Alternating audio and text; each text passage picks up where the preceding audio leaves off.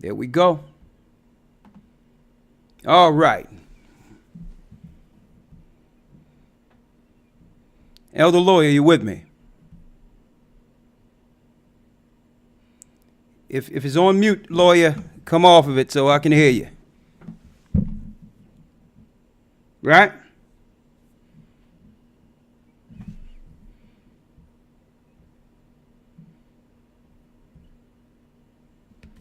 All right, we're good now.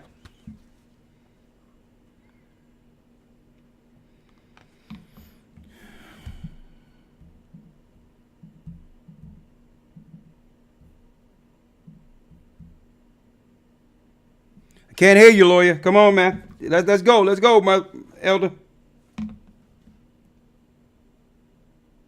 We're going to get it. We are about to get it. You best believe that.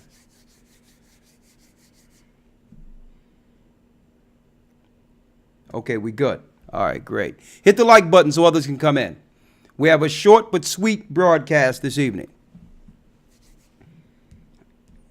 Sometimes I say short, but who knows how long. I may be on YouTube for 3 hours tonight. Who knows? Who knows?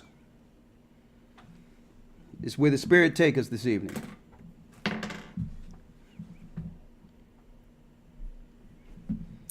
One moment. All right. I'm still waiting to hear Lawyer, but I still don't hear him, so 1 second.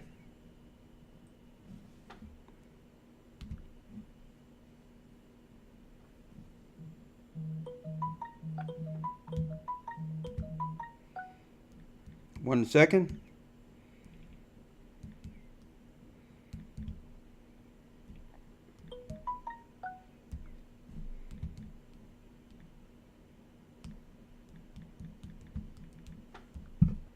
One second.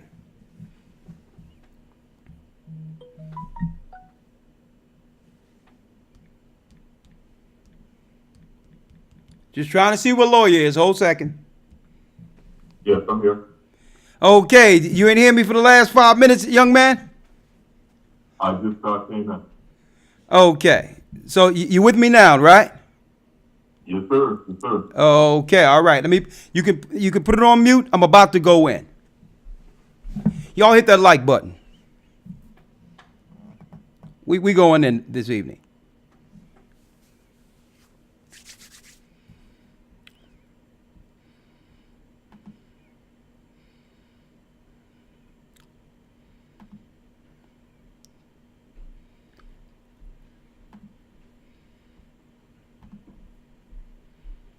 All right.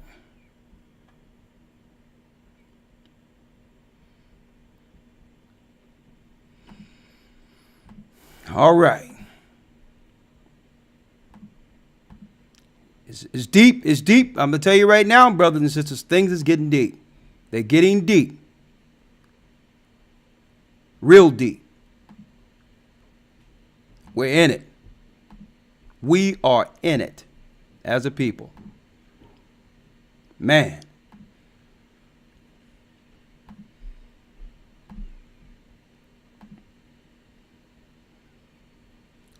All right. All right. All right.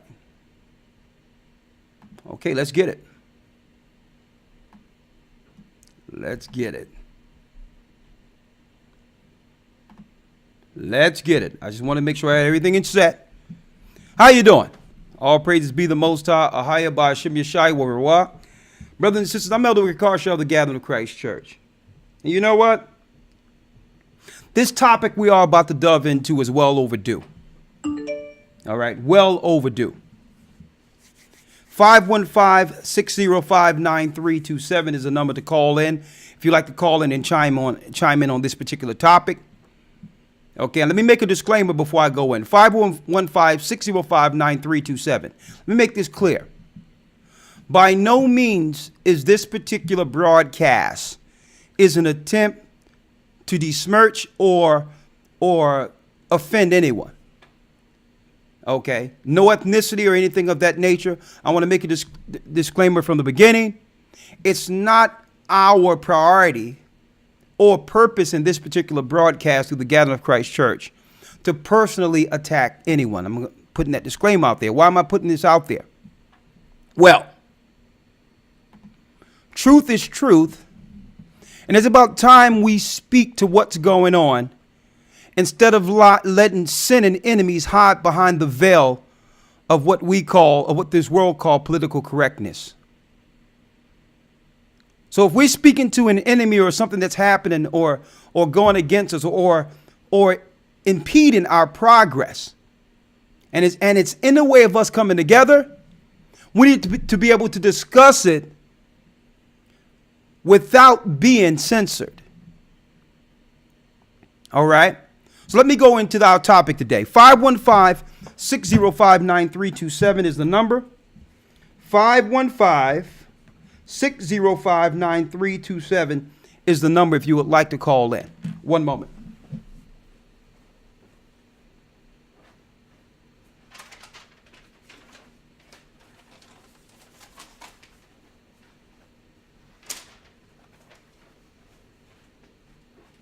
All right. One moment. It's time. It's time. No sense in pulling punches, right? The topic this evening: the depopulation of a nation. Okay? The depopulation of a nation. The forgotten Holocaust is our topic this evening. And I wanted to go into this and talk about this. Anytime the word Holocaust is mentioned, it's passé to actually discuss exactly what happened during World War II, between the years of like 1941 up until 1945. The only narrative that's out there is what you would call mainstream narrative of the Holocaust. And guess what? I'm not here to attack that narrative. Listen to what we're saying this evening. First and foremost, I believe, a matter of fact, I know that the black people and the people that have been suffering under European rule and colonization for ages, for thousands of years, are in fact the children of Israel written of in the Bible. I believe my foreparents who came over here on cargo slave ships are in fact connected to the direct lineage of Abraham, Isaac, and Jacob. And I believe that the system in place won't allow us to come together under that understanding and allow us to work out our differences that we have amongst each other and with our God. We have the other nations, including the powers that be playing interference. And through that interference, they have us ignoring our Holocaust. They want to get us on board. Of course, the mainstream would like to get us on board with everyone's plight outside of ours.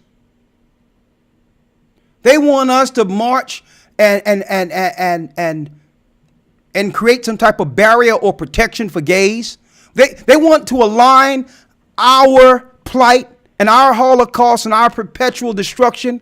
They want to align it with everything outside of the Bible. You notice that? They want us to align ourselves with everything that's wrong. Homosexuality, and they try to align that with being black. Right? They've broken all of our people up under minority groups and have it where we're standing for every minority group. And all of us together within these minority groups have suffered under colonialism.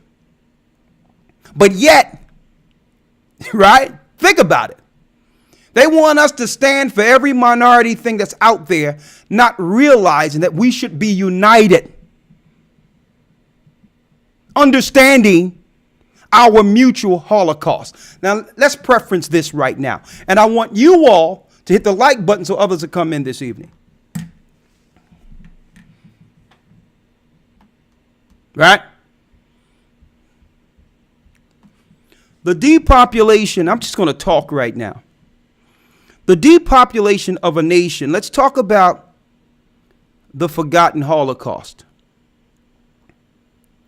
When the word Holocaust is spoken, there's an immediate visual that forms in our minds, immediately, of white Jewish people being led like cattle into furnaces by evil German Nazis. Now, there's arguments by historical revisionists on whether or not those events actually happened, like it's depicted by Steven Spielberg with his movie Schindler's List. There's questions on whether or not it actually happened like that. Yet, narrative programming of what the Holocaust was still remains, or what the mainstream said it was. Those visuals, anytime we hear Holocaust, we hear Hitler wanted to kill the Jews. And you know what? If that's the narrative, so be it. But I'm perplexed with the fact that Holocaust is a word that's exclusively tied to Jewish suffering in Europe under Hitler's tyranny.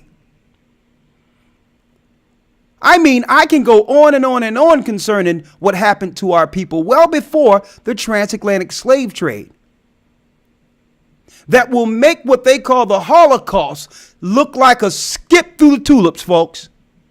And it's being ignored. Now, if there's going to be an Holocaust, a media portrayal of Holocaust, I believe all Holocaust should be viewed publicly, even in the Western world, equally. Okay? We had a Holocaust in 70 AD, the black Jews who were destroyed by the Romans, the Europeans. Not only the Europeans, it was also the Moabites and the Ammonites, our family, our cousins on the outside borders who conspired with the Edomite Romans to kill us in Jerusalem. We fled into Africa, running from Roman persecution, as it is stated in the book Babylon and Timbuktu by Rudolph R. Windsor, which gives us historical references tracking back well beyond the slave trade, well past the time of the slave trade. Then what happened? The Arabs, the Ishmaelites, found us in Timbuktu, colluded with the Catholics under their religion through Christianity and Islam to do what? Make a serious conspiracy or campaign to seek us out in Africa and other parts of the earth, in which we ran for refuge against them, running from their tyranny. Years before there was any such thing as a slave trade, Arabs been selling and raping and destroying our people thousands of years before there was any such religion in the Western world promoted as Islam. What about that Holocaust? Right? The slave trade. How many millions of us have died? You mean to tell me that wasn't a Holocaust? Where tens of millions of us never made it to the shores of America. We died on the ocean. Shark bait. Before we came to America. You mean to tell me that's not a Holocaust? I have a book not too far from here in my library. I may grab it a little later, that breaks down the indigenous Holocaust here in America. When the conquistadors came here and killed and destroyed the indigenous people who are in fact the children of Israel. The Puerto Rican Holocaust. Okay? There's a Mexican Holocaust. There's a Brazilian Holocaust. Okay, there's a West Indian Holocaust. But I digress. Holocaust is a word in the minds of us today in the Western world being programmed through media to feel it's exclusively tied to Jewish suffering in Europe under Hitler's tyranny. So you know what? I'm not even going to go way back into the history that I've just preferenced for you all. Let's just deal within the window of a Holocaust that the Jewish people stake claim to right now. Let's just start at 1940, if you will. Let's just say everything the historians in America and the Western worlds are saying concerning the time period of World War II and the Holocaust is correct.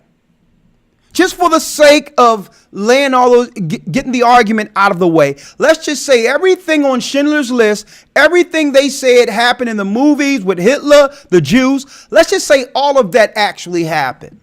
Exactly how the historians claim. Here's a question that you should ask people. Why history doesn't reflect or even deal with the impact the German extermination, listen to this, the German extermination up until this day has on non-Jewish people. Think about that. Like blacks and Hispanics. Some would dare to say, in fear of being called anti-Semitic, that the Holocaust of 1942 was merely an experiment on the poor of all races. During World War II, before rolling out a systematic depopulation program on black, colored, Hispanic, so-called minority people throughout the earth, that really what happened in Germany was the brainchild, the experiment that would result in the European powers killing off the children of Israel throughout the four corners of the earth. So let's deal with the window of 1941 through 45, if you will. Could this be true, what I'm stating? That other things outside of Hitler destroying Jewish white people happened? That a plan was hatched that would be used under the guise of science and education to depopulate poor black people throughout the earth? Shouldn't that be added, at least added within the Holocaust narrative? At least. So yeah, we'll give you the museums and everything you're talking about, but why ignore the plans that came from not the Nazi agenda that continues against black people? Why not mention those things, like the vaccine program that's destroying our children everywhere? That's, and I'm not going to say black people, that's destroying non-Jewish people. Folks, all the doctors, okay, and scientists that were hatching the plans against Jewish people in Germany, right after World War II, gained entry into America, folks, and were given authoritative positions to exercise those same heinous crimes through science and eugenics against poor people here in America. And that's being swept under the rug. The dividing of family, the rise of homosexuality to perpetuate a destruction of family is all part of what was going on right before the so-called Holocaust in 1942, 41. The degradation of a nation before destruction.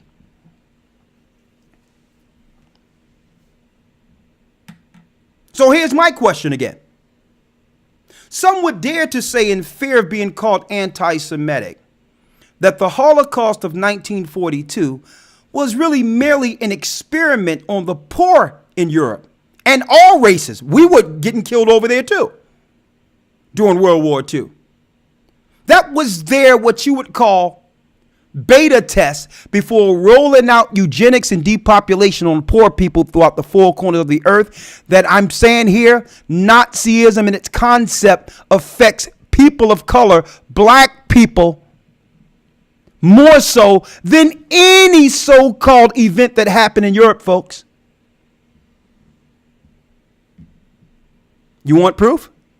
Check this out.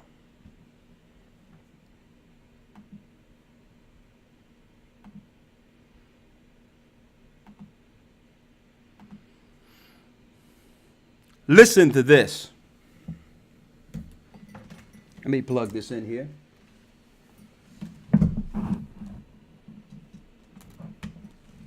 All right, let's go.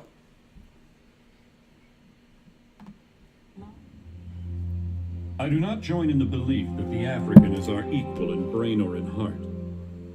And I believe that if we can, in any fair way, possess ourselves of his services, we have an equal right to utilize them to our advantage.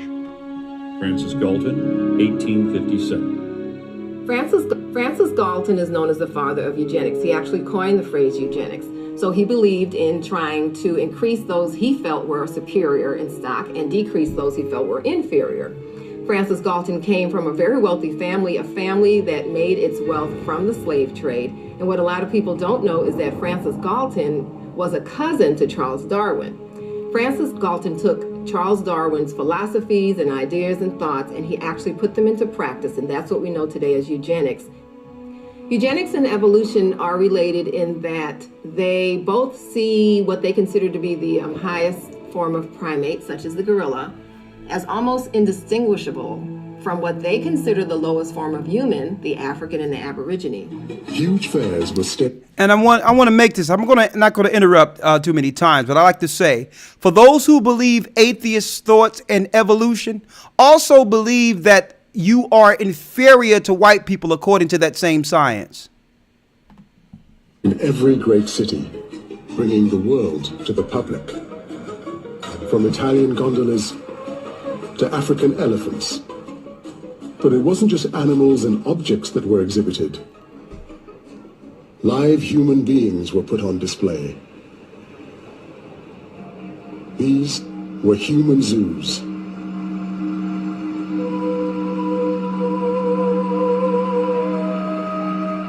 These exhibitions were not meant just as entertainments.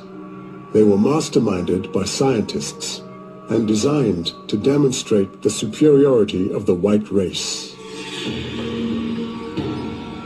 The average white man is stronger of limb, fleeter of foot, clearer of eye than the average yellow or red or black.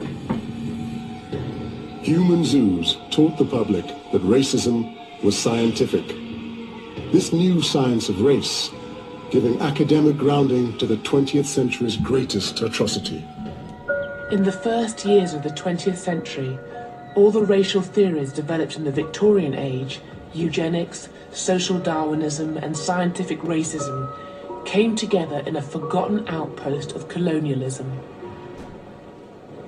The Germans committed innumerable massacres and atrocities, but they were unable to hunt down and destroy all the Herero people across such a vast landscape. And when the Nama, another of the Namibian peoples, rose up, the Germans turned instead to a recent invention, the concentration camp.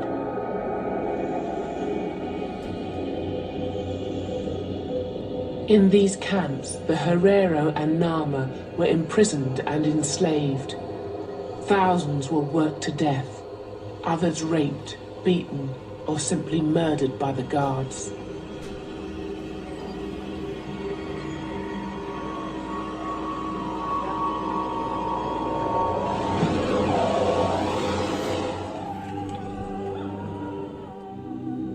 Their skulls, and even severed heads, were sold to museums in Europe and used to prove the inferiority of Africans. How many of you actually seen this on Schindler's List?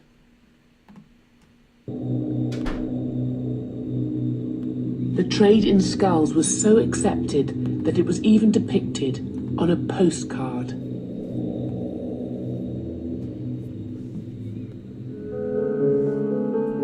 If you look at the outpouring of children's literature, the books for boys, books for girls, in the latter part of the 19th century, they almost always back that line up. So do school textbooks, by the way. They back the line up that black and brown people, particularly black people, are inherently inferior, more or less incapable of improvement, that they will sort of hobble around in the lower depths of colonial society and they will do some menial jobs and they will be useful, but they can never really aspire to the heights reached by white men and women. That's probably beyond their capability. And that is, I think, sort of an unspoken understanding which gains enormous currency through literature for children, literature for grown-ups even. Look at John Buchan's, a lot of John Buchan's writing towards the end of the 19th, early 20th century, in which Jews and blacks and other people are sort of written off as, inferior, basically. And I think that seeps into society. School textbooks talk about the hopeless delinquency of the freed slave in the Caribbean. They write people off. And I think that has a drip impact on young people being educated, because from 1870, after the Forced Education Act, almost every child is educated at least up to the age of 11 or 12. That wasn't happening before, and they're being subjected often. They may have liberal teachers, but the school textbooks are frequently illiberal. At some future period, not very distant as measured by centuries, the civilized races of man will almost certainly exterminate and replace the savage races throughout the world. The break between man and his nearest allies will then be wider, for it will intervene between man and a more civilized state, and some ape as low as a baboon, instead of as now between the Negro or Australian and the gorilla. Charles Darwin, 1890.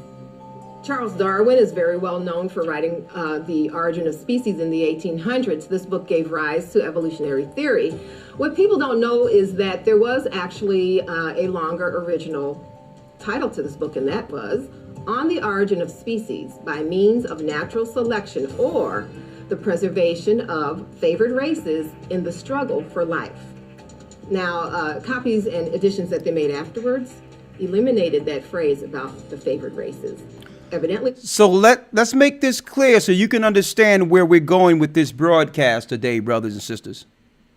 The ideology of the colonists and the occultists and the Satanists who founded America and the Western world, their overarching concept is that either they will survive or the blacks will survive.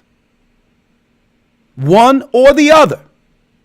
That's the concept.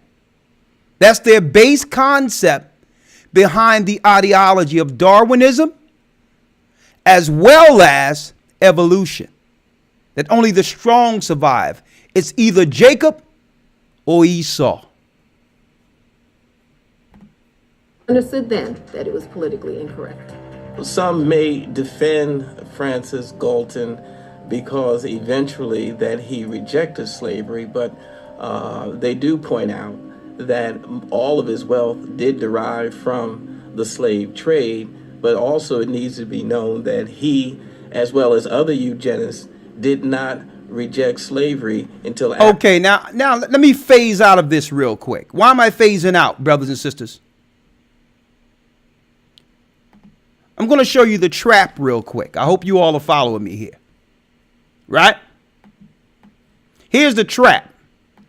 This is where, at this point, is where we as a people get diverted. We'll hear all that information, and I'm talking about the educated of our people. And the first thing we start talking about as a people here in America being so ignorant, even while educated, is slavery. I need you to focus on that. When it comes to tragedy, Holocaust, or anything, the immediate response that we have to this, maybe why there's nothing else we can pull from, being historically literate, or like the Bible says, being a nation who discontinued from our heritage, we immediately begin to talk about slavery and what the slave master did. Right? Now, we need to shift that. And I believe the Most High have sent his word in truth so that any time now where Holocaust or eugenics or depopulation or being treated like a second-class citizen comes up, we're able to go to a central place outside of their narrative. The same way Jewish people can all rally around the Holocaust narrative. Listen to what I'm saying. Do you notice it doesn't matter what the topic is? When something comes up showing that the Jewish people may be doing something underhanded or whatever the case is, or you point to something blatant that they're doing wrong, the conversation always come back to something they can all unite under. The Holocaust. You notice that? See, but we as a people, brothers and sisters, don't have that political social power. Why? Because all of our people didn't come to America on cargo slave ships. See? We have different stories that separate us. The only story that unites us as a people is the Bible narrative. And that's why they're trying to move the Bible out of the discussion. It keeps us separated, arguing our own separated Holocaust. But do you notice that any Jew, whether they lived in Germany or not, are called Holocaust survivors?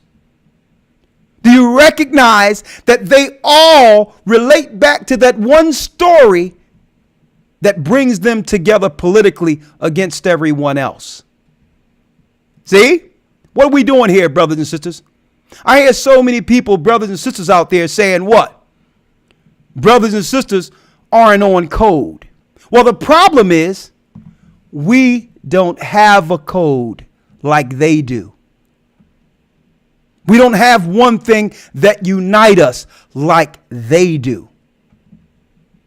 So I don't listen, we're not looking for the media, quote unquote, to give us equal footing in media concerning our plight. Because why? That's not their responsibility. It's not their responsibility, folks, to perpetuate blacks, Hispanics, and poor people's Holocaust. It's not in their interest. Okay? That's not in their interest. So they'll take a slither of what happened in the 1940s to use for their interest. And through that, brothers and sisters, that political, which I would call a psychological power stance they're using with under the Holocaust, united European Jews all over the world under one banner. That's their code. We're dropping solution for you today, brothers and sisters. Listen to this.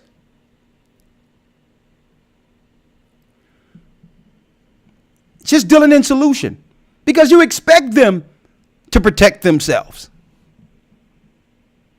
How can we now apply political protection under a Holocaust? That's my question to you.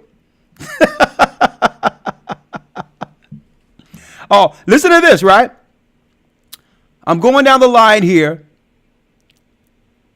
I'm going to read some of your comments, right? Sarah Abraham stated, "Isn't that something? How they use the Bible to divide us. It might have worked, but it is amazing how spiritual we are, though, that we stuck together," right? We have Virgie Albert. "This is so true, Elder." Vincent Parker, "We sinned against our Father, which is the God of the Bible, and he used them to be the belt to whip us," correct? "If you want to see if you are superior to us, see who can stand outside in the sun the longest." Well, you know, that argument is really stooping to their lower Darwinian theories. They want us to argue on some scientific experiment type of deal. We don't have to go there, brothers and sisters. The Most High said that he will make the elder shall serve the younger, and he will make one people stronger than the other people. Okay, it's clear that we as a people had to flaunt our natural strength. It's clear to all races and nations who's stronger. Okay, we didn't have to make a concept of Darwinism or evolution, okay, as an insecure way of pumping our chests up saying, look at me, look, I'm really more superior than you all. So let's not stoop to their level on that. This thing in the sun, that's not the level you really want to argue on. Okay? What I'm saying here is they use an event so that all Jews everywhere, it doesn't matter what the circumstance, would have a code. We have a place to stand on and unite together under. And I'm going to say this. Unless we do this, unless we come together with that same mindset, with one code, they will accomplish the extermination that was planned, not against Jewish Europeans, but against us in the 1940s. Because Nazis didn't just kill European white people, okay? They were testing. That was the beta test for what you see now going on in Africa right now. With the AIDS campaign, with your HIV vans all in front of your neighborhoods, with them tying your education and going to school, with you being vaccinated and being put down like dogs. That was their plan in 1940. And if they was against Hitler, if the scientists or the Jew people, whoever is in this earth today in power, if you were really against Hitler, you would not have allowed their scientists to come over here to practice what was did to you on black and Hispanic and Indian people. Elder Lawyer. Yes, sir. I'm about to bring you in, young man. Let me bring. All right. I'm about to bring you in. Hold up. Where you at? We talking this evening.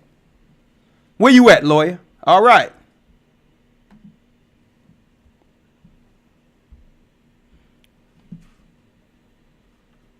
Come on, lawyer. Let me hear you. Okay. All right. I thought you were still going. Sorry about that. Loud and clear. But Talk yes. to me.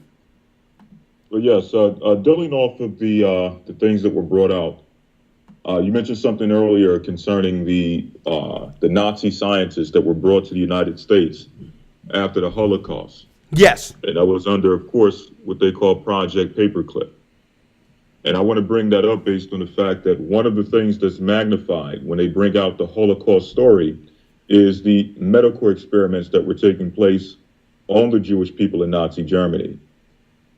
I'm going to read this real quick. This is an article which actually just to briefly touch on some of the things they bring out concerning what they suffered. And I want to use this somewhat as a template to compare what happened to us,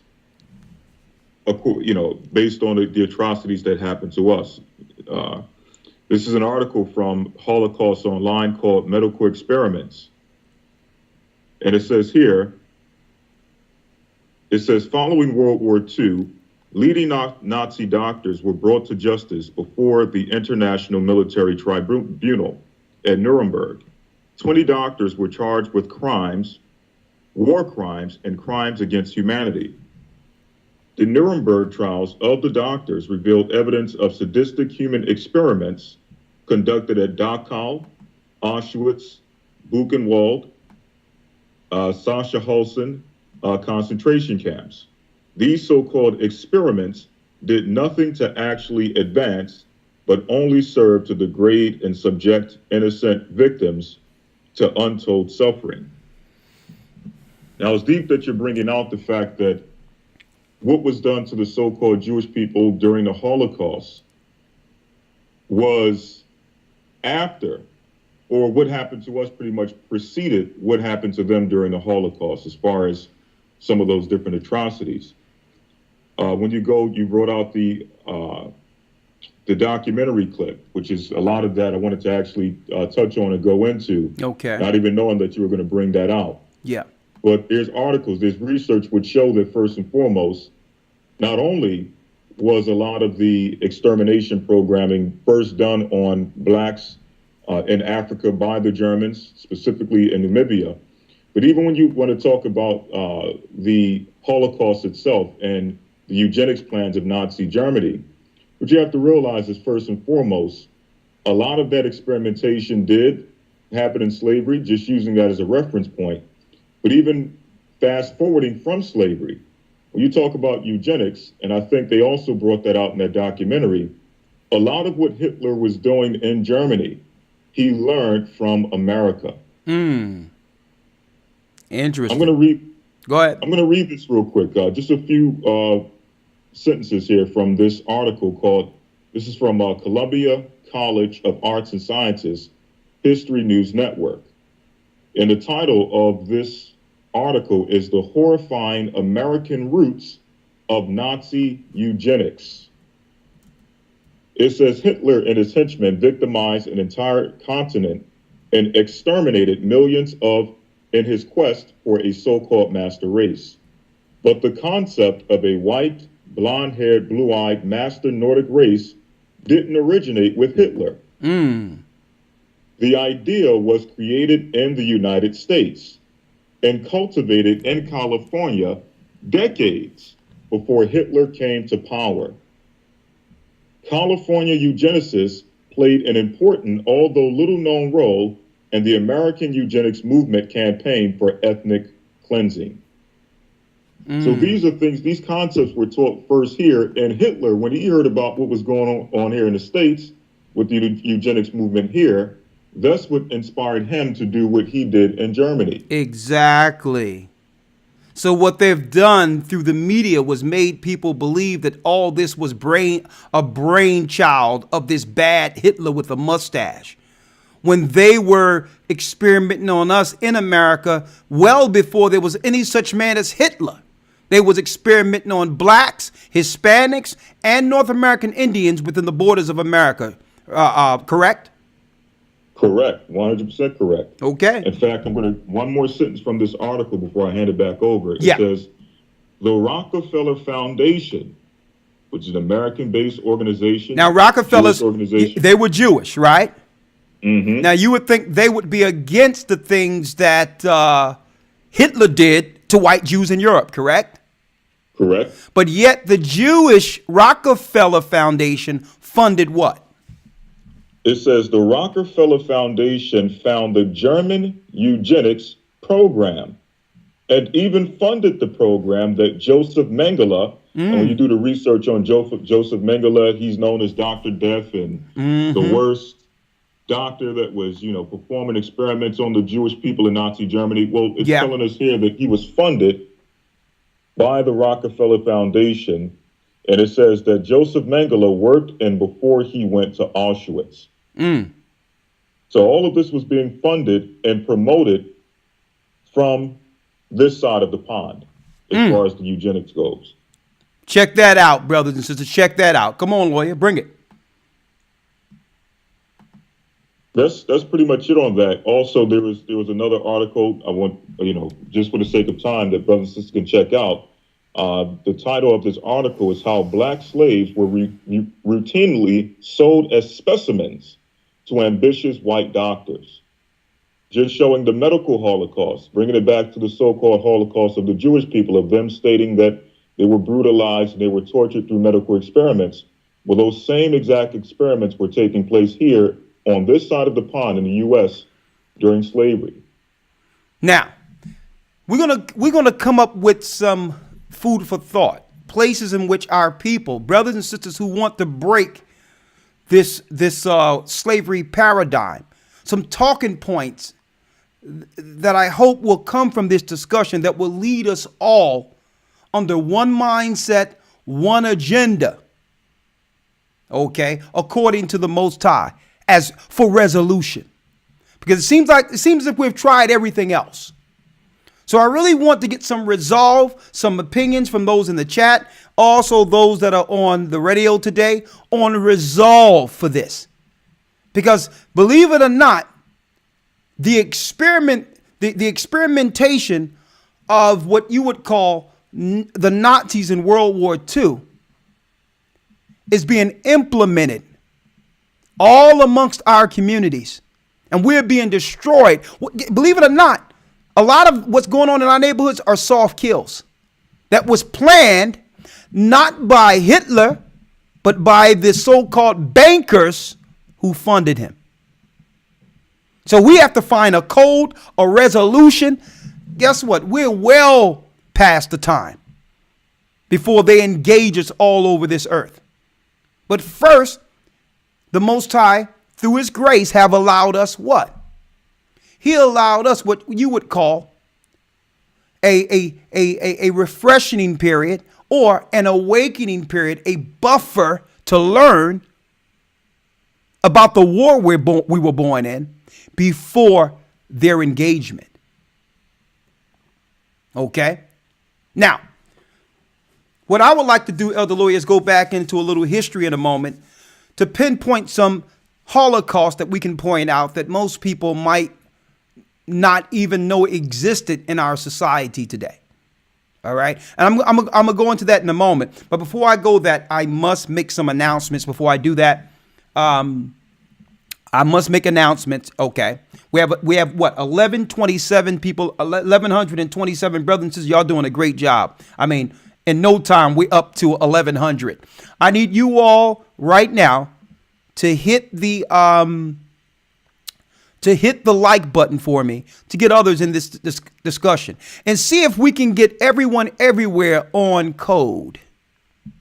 Because I hear this word out there, they said, as if there's an honor sheet that most people who know must draw from when it comes to how we honor and respect each other. If there's a one source for our code, I need someone out there who's mentioning get on code to tell me what that exactly is. I believe it's the Bible. And I'm open for any challenge out there who would say it's not.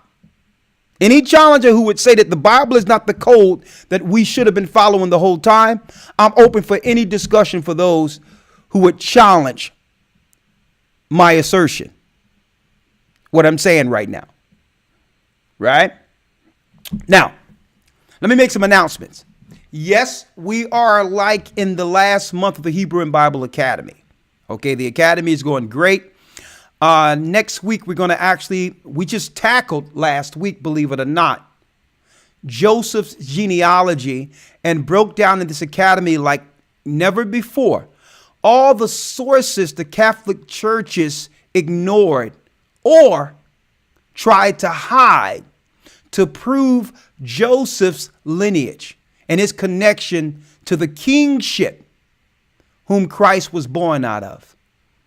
Man, what a telling scholarly class last week. Okay. And so this week we're going to touch on Christianity on another level, just breaking down the different fables and Gentile doctrines they've placed out there and how to undo all those false European doctrines with the Bible's doctrine. How to use the Bible doctrine and narrative to shut down all Gentile philosophy. That will be this coming Sunday, and you don't want to miss it. And guess what? Even if you're not in this academy, right now we're taking enrollments for the academy to come, which will happen within a month or so, about a month from now. All right. So if you would like to become a part of the academy, it's only $50 a week, 12 whole weeks of learning, 3 full months. Okay, of lessons you can't get anywhere on earth like we teach it in the Gathering of Christ Church. Nowhere.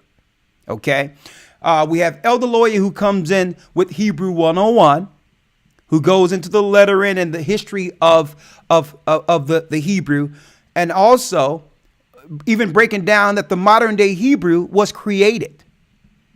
That what our people are learning as under these so-called Jews as Hebrew isn't Hebrew at all. You can learn that in our Hebrew and Bible Academy.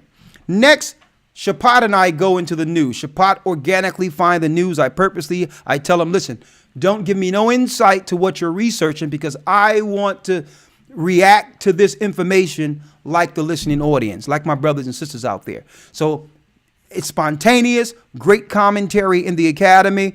And also, after that, you go into your email, click on the links we gave you and the downloads, and what pops up? Your downloaded lesson. that we personally, the leadership of the Gathering of Christ Church, sends out to each of our students who can learn and follow the lessons with us from one page to the next. And you can keep that particular PDF for your personal growth in the word of the Most High. You can only get this within the Gathering of Christ Church. And we have so many letters that comes to us that tells us how much the academy meant to them, how each academy is different than the next, even if it's the same title. Brothers and sisters, you want to join the Hebrew and Bible Academy. And if you wish to do so, and I'll be teaching live every week in the academy, live. It's one thing to put out lessons on YouTube. It's another thing to actually go into the lessons on a scholarly level, okay? And to actually rightly divide the word of truth and tear down all the strongholds that have been destroying our people for generations. To destroy the European dogma and doctrine that have destroyed God's people. That happens in the academy. Send an email to gatheringas1 @AOL.com. Or go to gatheringofchrist.org. You can enroll right there. And you can also go to historytimes.org. That's a website. And with that website, instant enrollment right there into our academy. Also, I would like to announce, brothers and sisters, also that we have our new, I think it's around here. I got to show it to you. I have to show it to you. Where is it here? Let me grab it. Well, I'll grab it in a moment. I'll show you before it's over. But we have our new calendars. Okay. We have our new calendars that starts in the spring next month.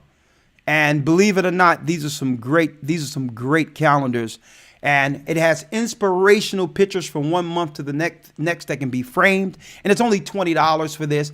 The money you send goes towards the work within the church. Hold on. Let me see if I can get the calendar real quick.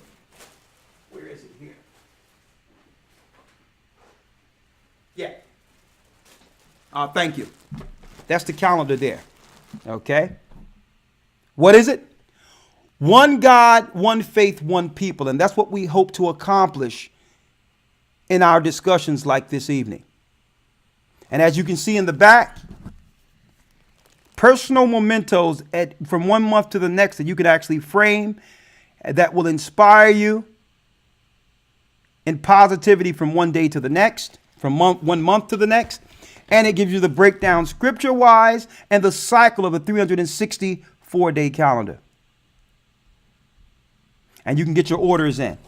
There's nothing like this any place on the earth.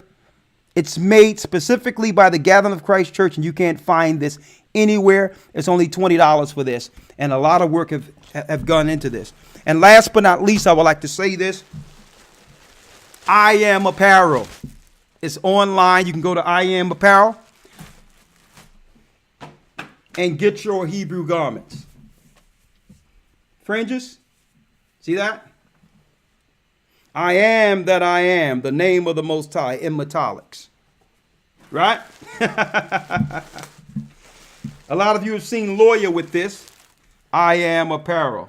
The 12 tribes of Israel, represent the 12 tribes throughout the earth. Right? And you got it. The Most High is bringing together Judah and Ephraim. I Am Apparel. Go to gatheringofchrist.org. Click on the I Am Apparel and order your shirts, okay, from the Gathering of Christ Church.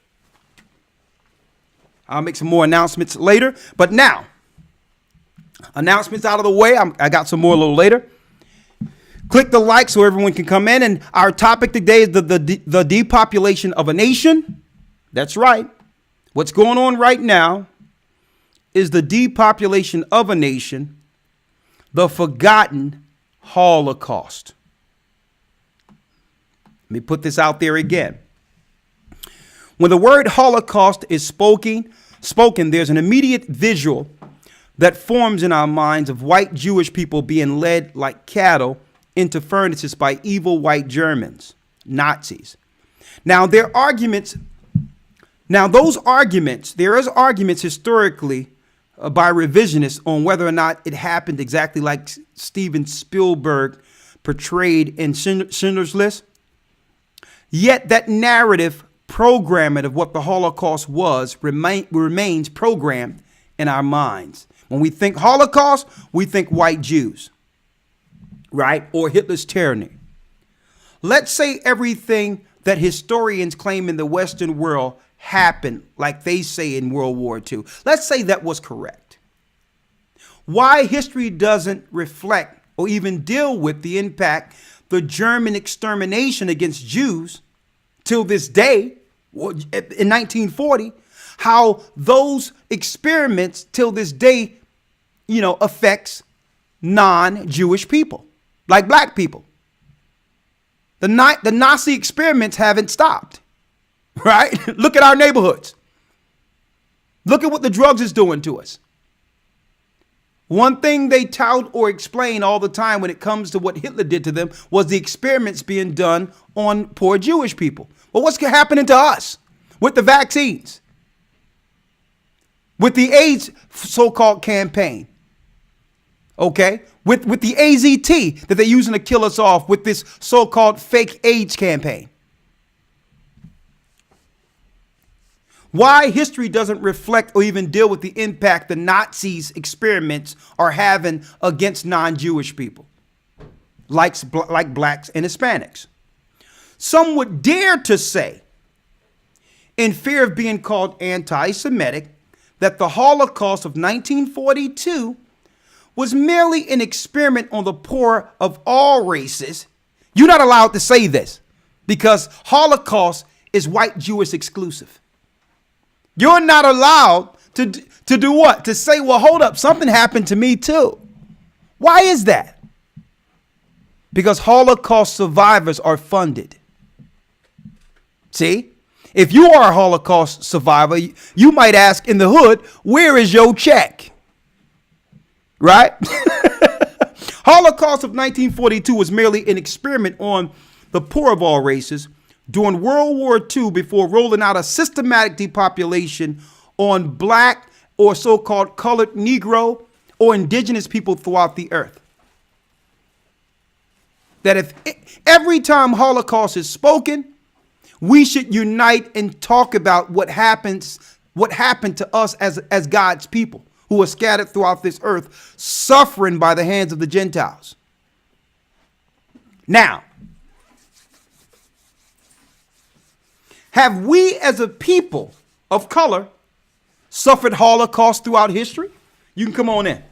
You can come on in, Elder. You can come on in. Let me. Elder Gabarge is joining us. Right? I'm glad you can make it, my brother. All praises. A man. Pots and pans. All right. You see where we at, right? Where we going, right? All right. I was hearing you on the way over here, so. Have we as a people of color suffered Holocaust throughout history up until this present time? And if so, then why only white Jews come to mind when the word Holocaust is spoken? Okay, now the example I can give right here, let me pull it up real quick. Let's go to Wikipedia and let's just look up the word Holocaust. Of course, it should have many definitions, right? Let's see. The Holocaust.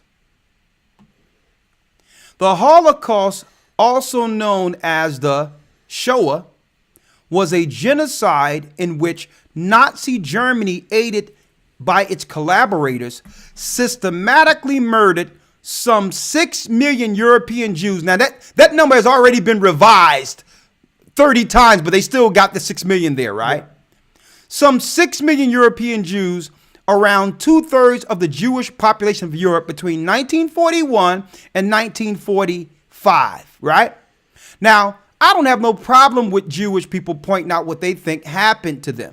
Because what? That's in their interest. But why haven't we done the same? That's the question.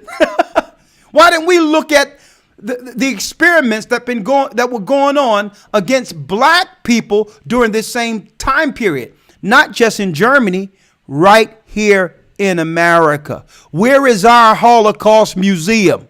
I don't want no slavery museum. Where is our Holocaust museum? Right? Now think about that. Let me mention a Holocaust that happened to our people by the hands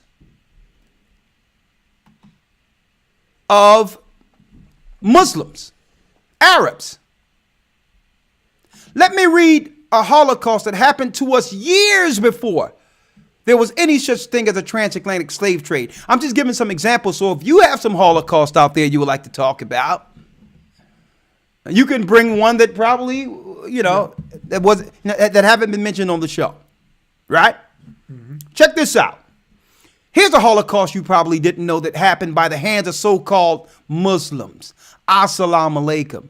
Now, this happened when our forefathers, the Jews, the Israelites, the black Israelites, the Jews, not what they deem black nationalists today, because Christ was an Israelite and he wasn't nothing like what they try to portray as an Israelite here in America, okay? But there was a time in which we began to teach Muhammad, the true religion of Abraham. Muhammad began to create, speaking of the so-called Prophet Muhammad, he began to create his own religion, Islam, and became upset. Why? Well, Muhammad got upset because our people, his teachers, wouldn't acknowledge his religion on equal par with ours. As learned men or people or a family from the genealogy of Abraham, Isaac, and Jacob, we wasn't going to acknowledge a new created religion that was really Persian mythology / Mohammedanism. We wasn't going to relate to something that he created using what our forefathers taught him. And now it's merged with his Persian mythology called Islam. Mm-hmm. So because we, the black Jews, that's who we were before the Europeans told us something different. Okay? We, the black Jews or Israelites during this time, didn't look to convert or acknowledge Islam as a religion. So in turn, he did this. Now, here's an excerpt from Satan's Angels Exposed, page 93. Right? Check this out. But when relations with the Jews, that's us, not the European Jews at this time, became tense, Muslims were told to face Mecca when praying. They used to pray to Jerusalem. Mm-hmm. An annual pilgrimage to Mecca also was ordered. So instead of brothers and sisters coming to Jerusalem like Muhammad used to, okay, he becomes incinerated and now have all of his followers face Mecca. You understand? Mm-hmm. Now we're talking about between the 6th and 7th century now. We're in the 7th century now. Mm-hmm. Well, the 6th century now. Right? No, Muhammad was born 570 AD, so we're talking about the 7th century, excuse me. Now, it says here, this was done because Jews correctly so disputed him being a prophet and his claims and questioned the accuracy of himself as God's mouthpiece. So we rejected this Arab as a prophet, right? Muhammad, listen to this. It says, we disputed his prophetic claims and questioned the accuracy of his so-called vision. Muhammad could brook no opposition. He considered himself God's mouthpiece, Ozma. Now check this out. Ozma, a local woman or a poetess, attacked Muhammad in her rhymes. It cost Alma, listen to this, brothers and sisters. It cost Ozma's life. A Muslim plunged his sword so fervently into the sleeping woman's breast that it affixed her to the couch. 2 other poets were also executed. Meanwhile, local Jews or Israelites accused Muhammad of idolatry, and in one battle, He captured our forefathers, the Jews, and we were given a choice of choosing Islam or death. The 600 fighting men chose death. They were slain and buried in the marketplace of Medina. Their women and children were sold into slavery. This is our people being sold by Arab Muslims before there was any such thing as a transatlantic slave trade, folks. You talking about almost 1,000 years before the Atlantic slave trade, the transatlantic slave trade. Arabs were selling us in slavery over in the Middle East. Have you heard of that Holocaust? Have you heard of that Holocaust? And when the Arabs come to the Western world and set up stores and use our people and sleep with our women and destroy our men with their, what you would call, plagiarized religion, do they mention this history with our forefathers that they had with our forefathers in the Middle East? I thought I would bring up a Holocaust. Mm-hmm. Right? Mm-hmm. What you got, Elder Gabar? So just real quick, when you may come across a Muslim, they're always going to go, or they may go, to Jeremiah chapter 42, verse 9. Verse 11. Where it says, let the wilderness and the cities thereof lift up their voice. The village of Kedar. Now, Kedar is actually the ancient biblical name for Mecca. Okay. Thus inherited, let the inheritance of the rock sing. Let them shout from the top of the mountains. So this is talking, they'll go into and say that this is a prophecy of Muhammad and things of that nature. But all you got to do is just go back to verse 1 because it talks about the root of Jesse, the Lord, which is talking about Christ and things of that nature. So when you read the entire thing, you just got to go a little more back. It will break it down. So just in case the Arab may go there and things of that nature about Kedar, the Most High visiting Kedar, and they're saying that's associating that with Muhammad. So I just wanted to also bring that out. Okay, I'm glad you brought out that point real quick. All right, let me turn up the microphone so since you're here also, so they make sure they pick us both up. All right. Now, question.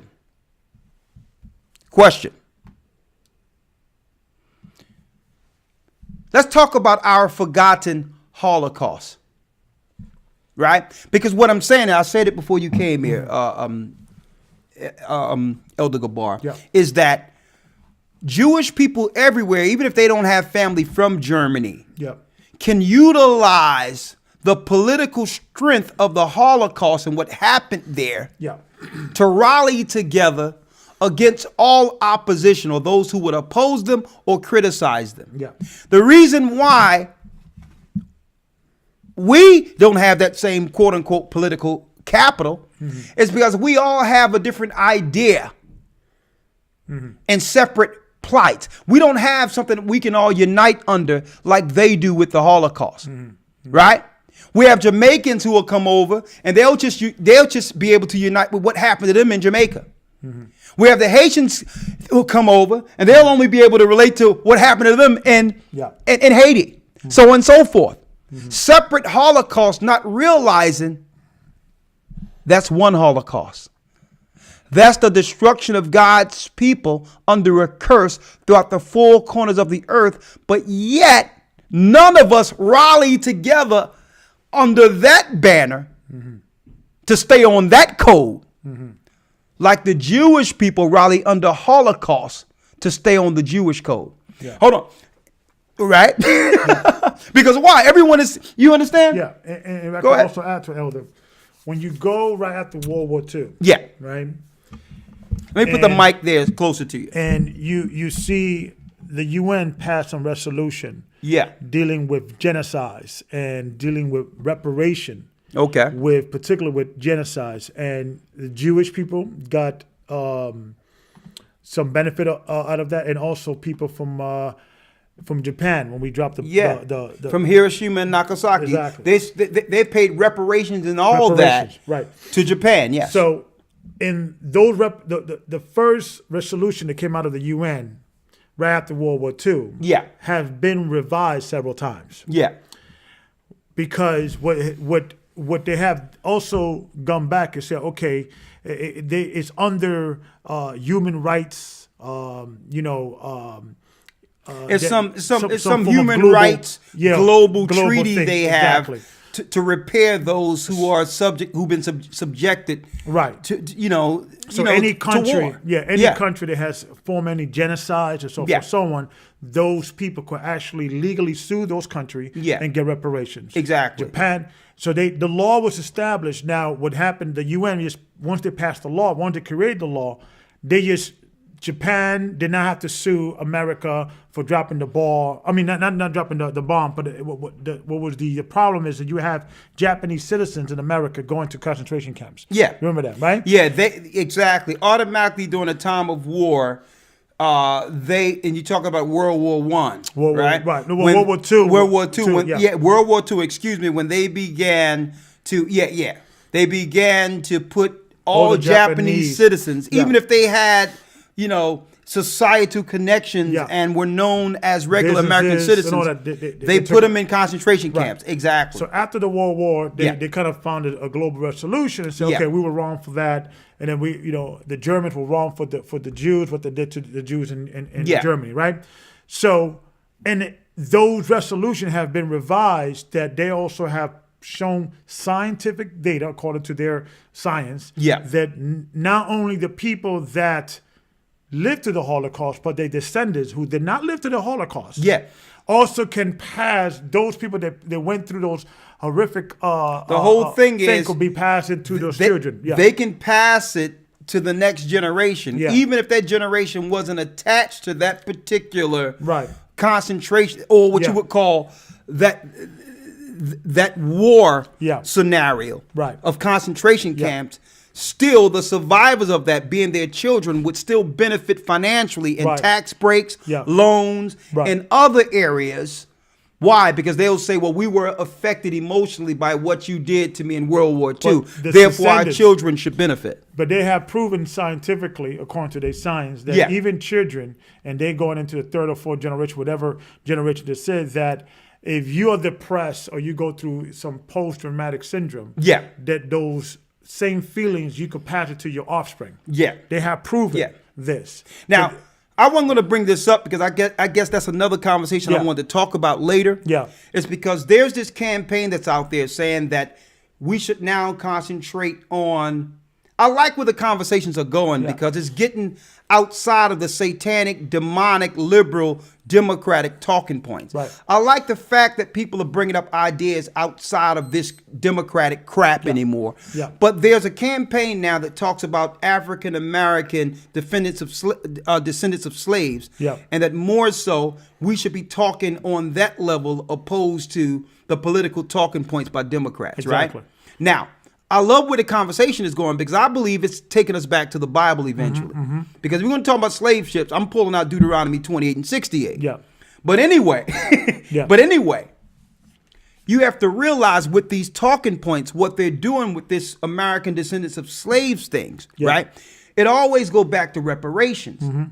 But I warn brothers and sisters of trying to go into these particular, what you would call futile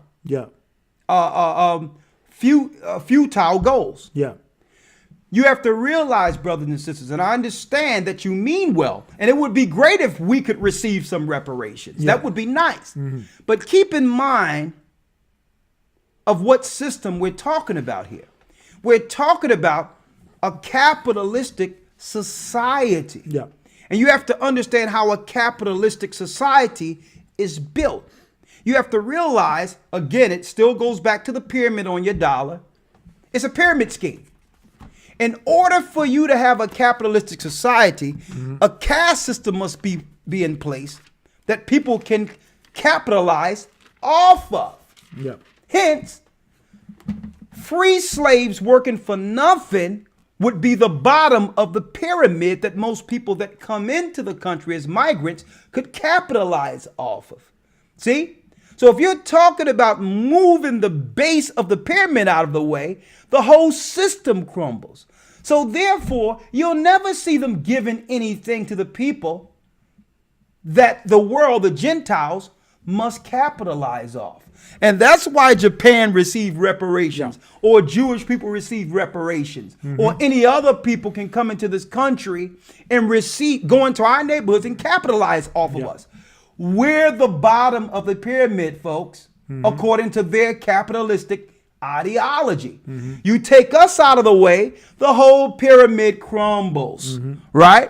Yeah, and there was a book. There was a book that a sister, her name leaves me. Yeah, that she used the same scientific data. Yeah, that they used for the Chinese and the Jews, or the Japanese for the Jews, excuse me, for World War II, and say black people are suffering from the same thing. Yeah, in a much greater number. So therefore, if you're going to use a scientific thing, that you have a Jewish boy who grew up in Brooklyn, but he suffered from war conflict because their grandfather was in a concentration camp. Yeah. Well, our grandfathers was in slavery. Yeah. So in that case, it's the hypocrisy.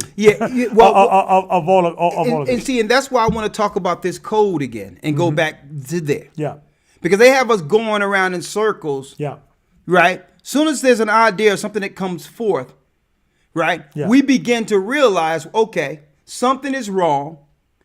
We're not getting any level of equality when it comes to reparations and restitution like other people. Yeah. We realize that, but yet at the end of it, there isn't any solutions. Right. You notice no solutions come out of none of our epiphanies. Yeah. You realize that? You know why? Because it was prophesied. There's only one way we will come back, and that is to get on code. And we're going to talk about that code in a moment, right? I only got 9 minutes of stream left with the Blog Talk. With the Blog Talk, but I want to hear what they have to say real quick and go down the line. And also with that 9 minutes, let's hear what they have to say. Let's okay? Go. Let's get the people on. Go. All right. I know you just came in, but I didn't know, where you wanted to start at. All right. 769 area code. Let's bring you in.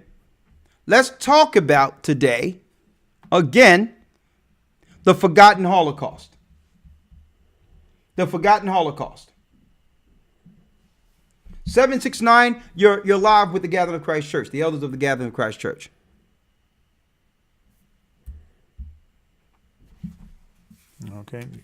Okay, hold on. Okay, you're live. Can you hear us? They'll be in a second. Yes, you're live with the Gathering of Christ Church. Oh, okay. Well, I had a suggestion. It was unrelated. Something I wanted to say for a while. For YouTube, if you guys did something like some of the content creators do, because the way the YouTube algorithm works, they say that videos are more successful when you have like between 10 to 15 minutes. So if you could have some editing clips of like if you wanted to do something like, why do we believe the real children of Israel are who they are? You could have like a 10, 15 minute video of it, and it'll actually help the truth grow a lot more. Because I think sometimes a 2 hour or a 3 hour of a video tag will intimidate some people from watching it. Okay. For instance, you can go and watch a 5 or 10 minute video of like some radical Israelites saying that they're going to beat white people and rape them and all that. And versus that, the only church with the truth, you got to match that with a 3 hour video. So if there was some that could be done like that, and something that could be released on a weekly basis, I think it would help spread the truth through YouTube while it's still up. Okay, a matter of fact, AC, a brother within the church, actually mentioned that, gave us that as an idea. And we're going to implement that soon. Believe it. We're going to have a lot of different clips, also interviews and all of that will be between 5 and 10 minutes on a regular basis. And we're going to try to upload those on a daily basis for our brothers and sisters. And I believe, and that is true, that will grow the channel. Yeah. All right, we'll do that. We're doing that. Yeah, absolutely. The people. Okay. All right. Definitely. Okay. I just wanted to bring that out. Thank you. You're welcome. All right. You have a good one. You're welcome. All right. And another thing, I wanted to say this, and I mentioned this earlier. Our people, we can align ourselves with everyone else's plight, right?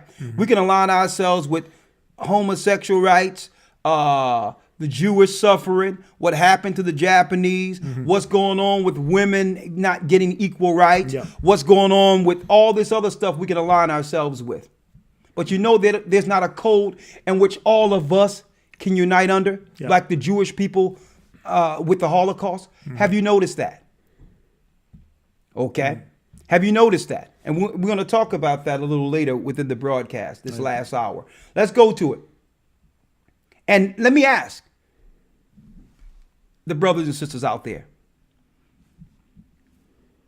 do you actually want to come together and unite under one code?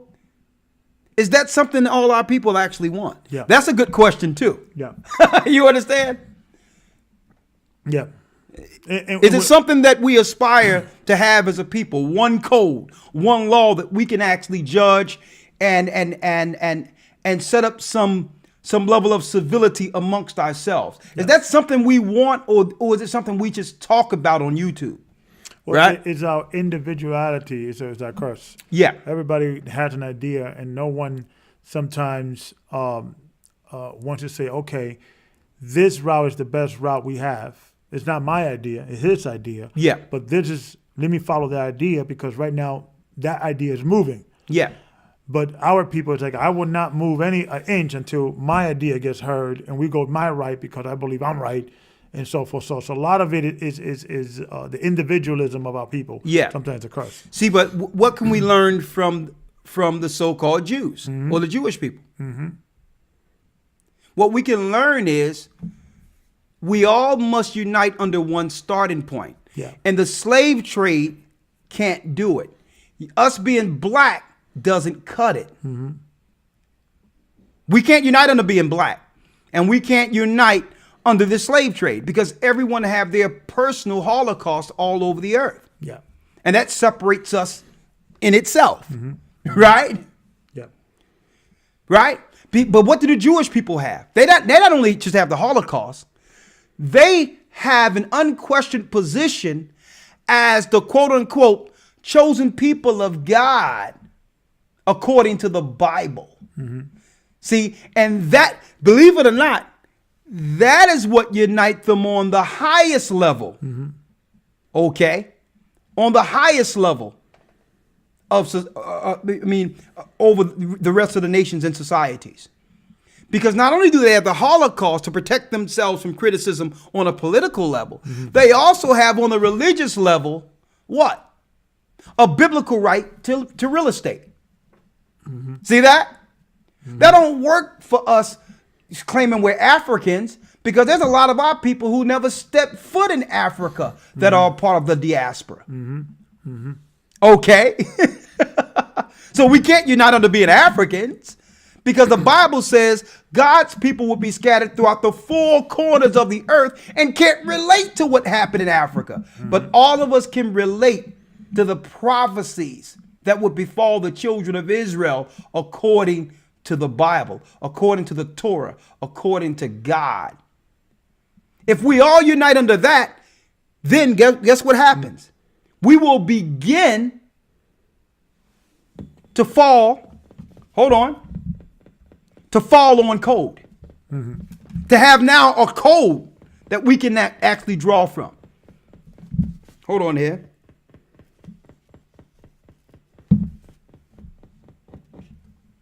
To have a code we can draw from as a people. See? Like the Jewish people do. And guess what? Another point. Not how they do. Where do you think they got it from? From us. They got it from us. Yep. They were Romans. They were Gentiles. They were pagans. They were in the mountains. They was in Mount Seir. They learned that code that we walked away from to unite against us. Okay? Let me tell you, there's going to be carnage all over the earth. According to the Bible, the eugenicists and the Nazi program that was hatched up during the same time of the Holocaust will accomplish his goal. 90 seconds. Will accomplish his goal to do what? To kill the children of Israel throughout the earth down to 10% of the earth's population. They will accomplish it. Why? Because they have a code and a plan and we don't. They have a code and a plan and we don't. We're divided in witchcraft, voodoo, astrology, being black, light skin. We divided on every level. Muslim, witchcraft, Islam, Christianity. You see this? Even Christians can't come together. There's 4 churches within a one block radius. They can't even unite and come together as Christians. There is no code. And what we need to understand is that according to Scripture, and I'm going to read Daniel chapter 2, verse 44 in a second. Okay. In the days of the kings, or in the days of the nations, there will be a nation that will be risen that will destroy all the other nations. And let me just read it real quick for you guys to understand what I'm saying. I'm in Daniel chapter 2, verse 44, and it says, and in the days of the kings, this is talking about when Daniel saw the 4 beasts and things of that nature. In the days of the kings shall the Most High of heaven set up a kingdom which shall never be destroyed, and the kingdom shall not be left to other people, but it shall break in pieces and consume all these kingdoms, and it shall stand forever. So I want you guys to listen to what the scripture is saying. In the days of those kings, now those brothers and sisters that are reaching out to the church and want to get baptized and want to be part of this movement and breaking away from the nation and the philosophy and the customs and things of that nature.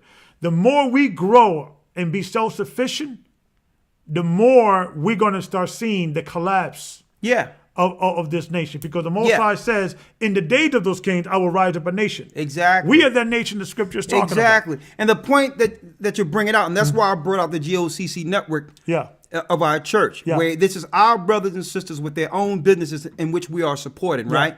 And I wanted to talk about that because why? I don't believe it's upon the Jewish people to give us our code or to give us equal footing with them. Or the UN. Let me tell you, that's not their responsibility. It's ours. It's their responsibility and it's their interest to do what they're doing for their people. It's in their interest. That would be counterproductive to go through all the history of what happened to black people. And then what would happen? It would minimize the sympathy that's in the world for white Jewish people and all go towards helping the poor. Do you expect that? So listen to me clearly, folks. Listen to me clearly. Let's talk about that code. Let's discuss that code. Because it's as if we're waiting for the white man or the other nations to bring forth that code. And that's the reason why we joined Christianity growing up. We thought that was the code, but that was the European code of white domination. We thought joining Islam was the code, that we can be more civil and not be as docile as Christians and use that as a form of rebellion against our white Christian slave masters. But then we find in history that the Arabs enslaved us before the white man. So that's not our code. That's a code that allows the Arabs to come over here and rape and destroy us. We have a lot of religion, but yet no code or civility one amongst each other. But this oppression and persecution that's about to come is going to force God's people to unite and stand under the only code that mattered from the beginning. The law, statutes, and commandments of God. That's the only thing that's missing from us. That's the only thing we've been ignoring. Like some examples. I see this thing with so-called Umar Johnson running around talking about he got a school. Everybody know this guy is not going to build a school. Everyone knows this. Everyone know he's a shyster. He's from Philadelphia. Listen, I grew up in Philadelphia. Nobody didn't know this dude. He's not even a doctor in Philadelphia. And I went by the place that he said he was a part of on 16th, on Cecil B. Moore. And they even said, man, we've been told this guy to stay away from us. The guys told me on 16th Cecil B. Moore the other day, this guy's not even a doctor. He's not even recognized in Philadelphia, y'all. They say he's not a doctor. We all know this. Yeah. At 1660 more, where he said he was a part of the council. I went there, and they say, man, listen, we all know what's going on with this guy. But yet, he's sitting there praying to the river god and all this crap, claiming he's from families. Why is he allowed to operate like that? There's no code amongst us. Right. And what is his base religion? His base religion is Islam. He's a Muslim that deals with witchcraft, praying to the goddess Shashua, whoever it is, on the river, dealing with all types of black science and witchcraft, running around stealing money from amongst our people. Why? There's no code. Because we'll look at it and say, well, hold up, man. What school are you building? I'm looking what's coming from this brother, and I'm asking you. Would you allow your child to learn something from this confused man? So you just want me to accept this madness? Why? Because he's black? Doesn't that make him a greater enemy? That he's black and would do this to his own people? And I'm just using that as an example how the division have allowed us to be just totally taken advantage of by our own people. He's just one of many examples, folks, of there's being no code. You have people who would know this guy's a shyster, who know what the preachers are doing and all that in our neighborhoods, and allow it to happen, and will allow it to continue. But guess who's going to stop it? The Most High is going to allow these Gentiles to come through and jackboot all of our people who are not on code. There will be another Holocaust of biblical proportion. Okay? And the same people who created that Holocaust in Germany will be behind this one. More phone calls. Oh, go ahead. Hitler learned from the United States. Yeah, they were one and the same, though. Exactly. They were one and the same. And that's in public record. Yeah. So this is what I'm saying. What I'm saying is I'm looking at our people talking about on code and talking about being on code, and everyone is ignoring what we are experiencing right now is Bible prophecy. And it so happened we're at the end of it. We're at the most damning part of it. It's called Jacob's trouble. And the funny thing, you have terms like concentration camps. Yeah. You have, and you mentioned earlier that, we may be going to the streets and asking people certain words. When you hear this, what's the first thing you hear? The word concentration camp, it was first utilized to deal with the slaves and the native and indigenous people in America. Exactly. For years, before Hitler, before he came across. Yeah. But now it was a plan in case the blacks and indigenous people rose up against the European colonizers. So the concentration camps happened to us for a much longer time, in a most aggressive way. But when you hear today the concentration camp term, is always associated with Hitler and the so-called Jews. Yeah. Right? And it happened in a much shorter time. It says about 5 years, but the most horrific of it happened in the last 2.5 years and things of that nature. So how are you going to compare 2.5 years of a concentration camp that is shrouded in confusion and mystery and that number every year gets flame up. Yeah. And I don't know if you remember, Elder, years ago, they used to say, they killed 6 million Jews, gypsies, desirables. They had a lot of people in it. It wasn't 6 million, but it was a combination of all different ethnicities. Yeah. So now you don't even have the other people. No, because you initially with the campaign, they needed others on board. Exactly. It was such a small number of actual white Jews, they had to get everyone on board at first. To carry it. Yeah. It was over 500,000 blacks died in the Holocaust, in the so-called Hitler Holocaust. Exactly. That he killed personally himself. Exactly. But you don't even hear that 500, 500,000, and that's probably a very conservative number. And again, if it happened exactly how the European Jews say it happened, so what? Yeah. What did it have to do with us? Where is our code to protect us politically? Right. Where we can't be criticized, like they have something in place where they can do whatever they want without and not be criticized. You know why? They're together, and that's the point I wanted to emphasize here. The fact that they are together. You have to realize. Let me tell you, we don't need them to do music. We don't need them to do anything. Yeah. We're the form of all things. Our God is the God of all gods. Yeah. It's a systematic slave mentality to believe we need them for anything. I don't see why we have to go to them to have our music publicized and all that. Even the music that the church is going to put out and what we're going to put out. We're not going to them and ask for no deal. Yeah. A deal with the devil is to sacrifice is to sacrifice your children. Yeah. And the well-being of your future with these guys. You're making a deal with the devil. Okay? That's another slave thing in which you feel like you need a deal to make it. And here's another here's another slave mentality mindset that's taught amongst our people, where our own family want to look upon us as accomplished or successful unless we make a deal with them. You can't be self-made according to your family unless you have white or Jew approval. What's up with that? And it's funny because you have many. I need some water here. Yeah, you have many brothers that in the rap scene or what have you. They started locally. They started selling DVD in their back in their trunk, and they were making more money doing that.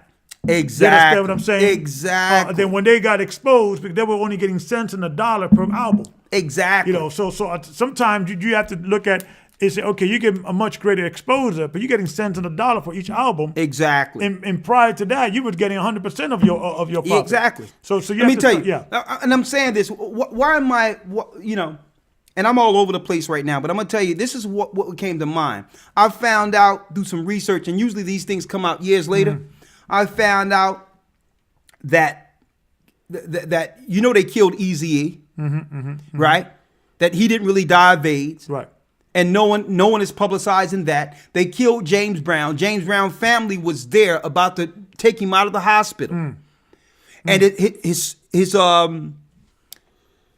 son-in-law said we were about to take him out. His manager came into the hospital, and something happened. When we went back into his room, James Brown was pale gray. Come to find out now, they need to investigate the fact that he was killed. You look at Otis Redding, he was killed. Look at Sam Cooke, he was killed. Donny Hathaway, he was killed.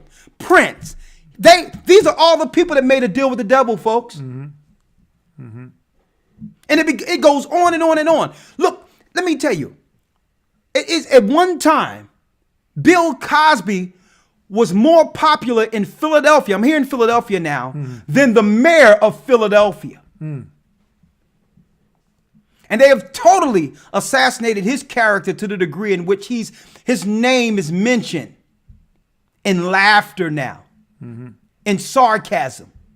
With all the work he did, nothing he did, or no foundation or legacy he made, could now be passed down to us or his children. Check that out when you make a deal with the devil, folks. So what they do is I know I'm digressing and going down the line. I know we're gonna take some calls. I know the people are waiting. Bob Marley, they killed him. Yeah. And why? You know why they're able to kill us? Because there's no code we have amongst each other to protect each other. Right? And we only get mad and deal with political points that the media germinates or the media creates.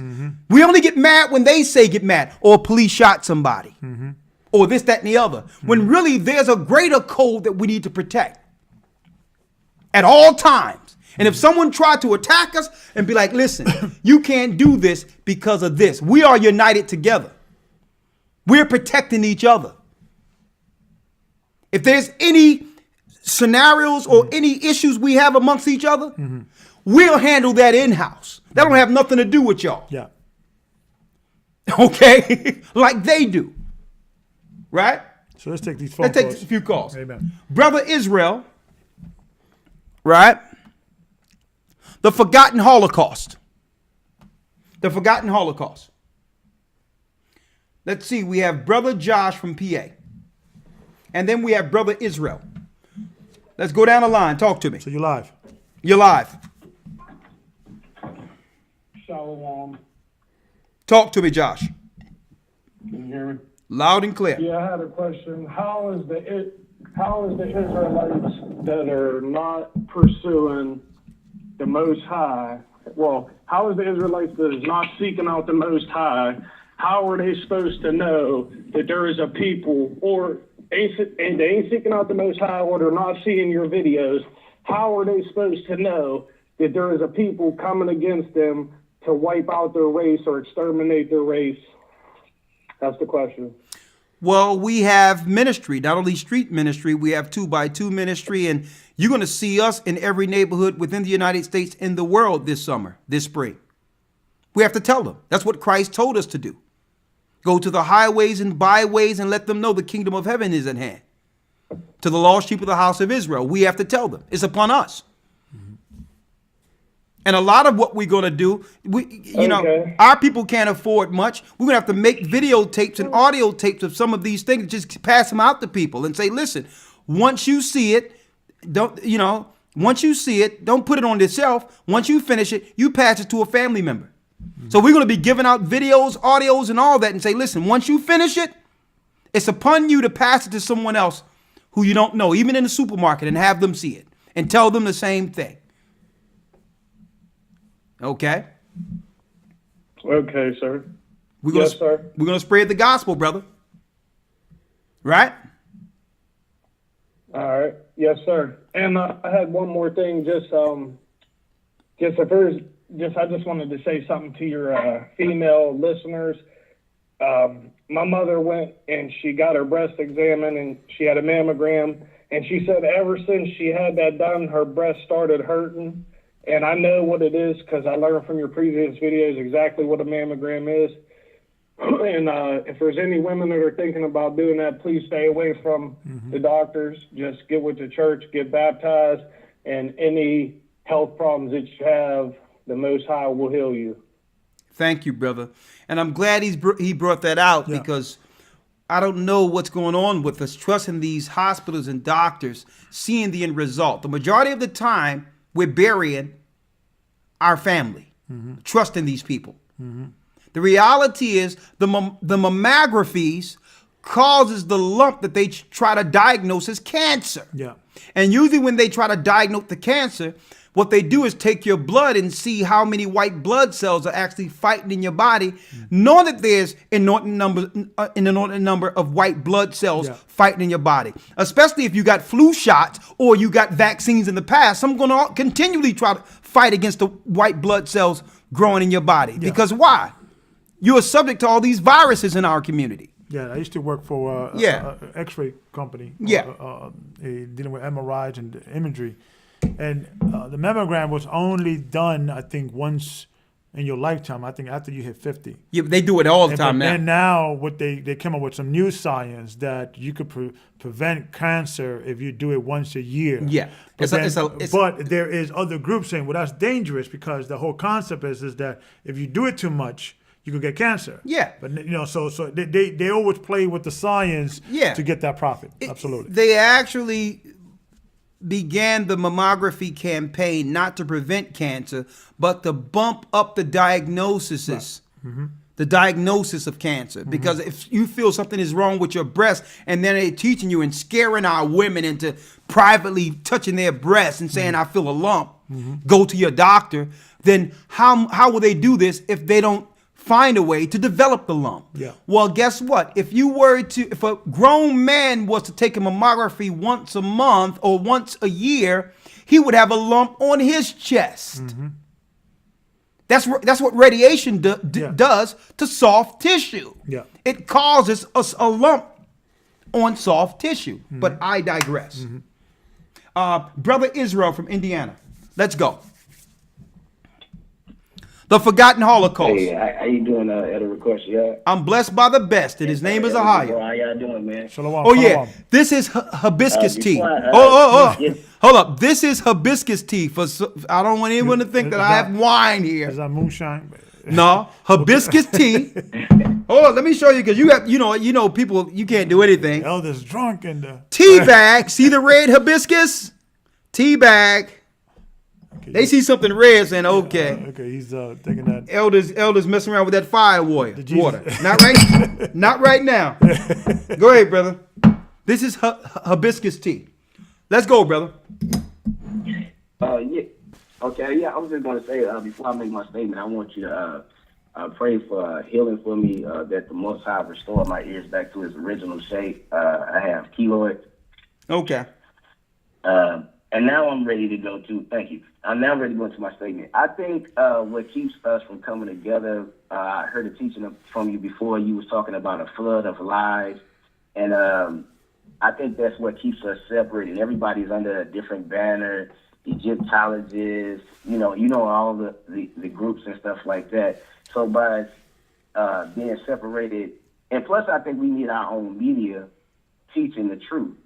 But that has to become something that everybody likes or is into. Everybody's into whatever they are into, and it keeps us from the truth from being appealing. I think division is the problem in knowledge. Okay. And you know what? I think the problem is. And brother, a lot of of brother, that's good. And a lot of, I'm going to put you on hold. A lot of what this brother is asking for, ironically, is what we're doing right now. Right now, there's 1,300 people in, and we're talking about it, having open ideas, discussing what's affecting us. And you know what?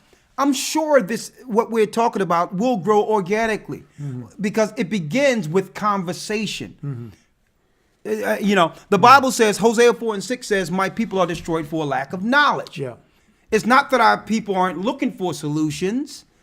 There's no talking points. There's nothing to stimulate their minds towards what we should, as a people, be focused on concerning our plight or our fall, and more importantly, our rise. And this also needs to be understood that when you're dealing with scripture and we're dealing with prophecy in regards of those that are going to be saved, it's going to be a small remnant. So us as awakened Israelites have to look at us as really a image like or a likeness of Noah. Noah didn't save the world. All that would survive was his family. Now he was preaching though. He was prophesizing for over 100 years. He was telling people there's going to be a flood and things of that nature. But we have to understand it's going to be a small group. But that small group is going to be within millions. Because when you look at the population, 7 billion, you look at Israel, it's like a land, like the sand of the sea. Okay, and you look at no man can number. We're talking about millions, hundreds of millions of people. So a small percentage is going to be within millions of people. So within that group alone, and things of that nature, we have to create a self-sufficient society and things of that nature. So we have to get away from understanding or just like, okay, and go ahead. Go ahead. Finish your thought. So we have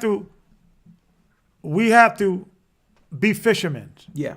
And try to get as much as possible, but understand we're not going to save everybody. Exactly. But we're going to save enough to be self-sustaining.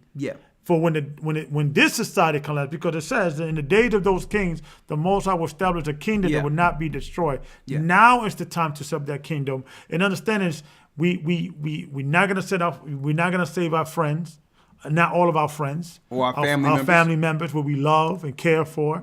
Okay, so we have to start looking towards each other. So when things collapse, we could just be sustained and things of that nature. So if we go into the plight of what can we do to save blacks and Latinos and people together as united as a global situation, it's never going to happen. And things of that nature. It's going to be a global situation from the perspective of the elect. And you know what? It's about setting up that code like I was mentioning earlier.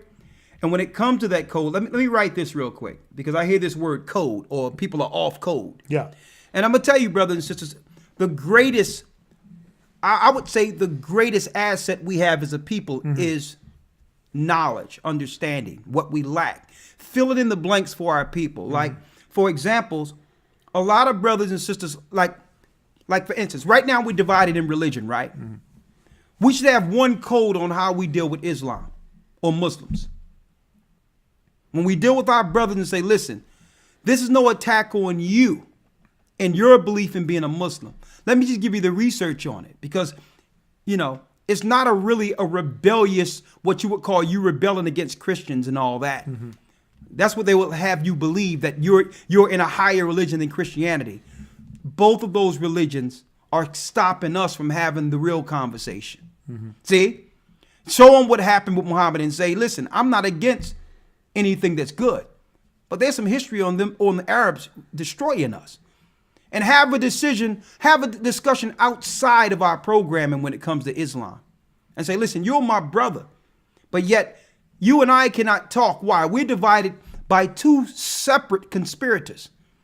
You're divided under Ishmael with Islam, and I'm divided under Edom through Christianity. Let's put that down and let's talk about what we both can come to terms with concerning our plight in this ghetto together, in this hood together. See? And do this on every line. With a Christian, do it also. And a lot of people don't know, when you look at the Moors under Noble Drew Ali, his original concept, his code was the Bible. Noble Drew Ali, right? He was really dealing with all the principles of the word, and most people ignore that because at the time when Moors began to gain some steam, Islam was the passe religion, and now, today, the base of all the Moors are Muslims. The same people who destroyed us, not realizing Islam is one of the newest religions made up on earth. It's really Persian mythology or ancient Babylonian religion. And it's funny because there's two brothers there are Moors and they were with Sinetta, they're twins. Yeah, and exactly. They were saying that he was going into, he was telling his people we are the Israelite, but he was doing a code type of way. He was doing it in stealth, understanding how the white Jews would come against them with that information at that time. So, but because of that, I can't agree with everything Noble Drew Ali dealt with, but I understand why he did it. I believe if you're going to have the truth, stand in truth. Regardless of the consequences. That's what Christ did. You don't don't take pieces of the truth and create your own thing. You understand? In essence, create your own thing as a Moor when Moor only means black, or really they were people who were initiated in armies against their own people. So we have to be able to talk to brothers who are Moors on an intellectual level, because we have a lot of intellects and righteous people who are Moors. And we have to say, listen, here's the code that unite us all. Okay? You have an element. Those of our brothers who are in Islam, you have an element. But we have to let the religions go and come back to our code, which is the Torah. Because the Bible or the Torah itself give us clear-cut principles on how we need to start dealing with each other. It's our Constitution. Yeah, exactly. It's our Constitution. We don't have to worry about creating one. The whole thing is, the Bible tells us, or the Torah tells us, we can't let witches amongst us. Because they claim there's good and bad witches. Right? But yet the witches and warlocks, who can screen which is a good or bad one? So the Bible says get rid of all of them. So if you're dealing with witchcraft, you can't come into this circle of resolve for the remnant of our people, unless you repent from that first. I'm not going to blame you for you doing the witchcraft in the past, but you're going to leave that on the outside of us to talk what? To talk self-preservation. I need to know that when you feel in a certain type of way in this circle, you're not somewhere chanting and doing witchcraft against my sons and daughters, against my family. And you know, I allowed you in my house. I need to know that I can be protected from your dark secrets. Right? The same thing with being a homosexual. I'm not going to blame you for being a homosexual, but you have to repent from that, because the code is law, statutes, and commandments. I need to know that you're not going to influence my son or daughter with that, because I want something different for my family. I'm responsible for the legacy of my bloodline. And I have a say on which way that bloodline goes.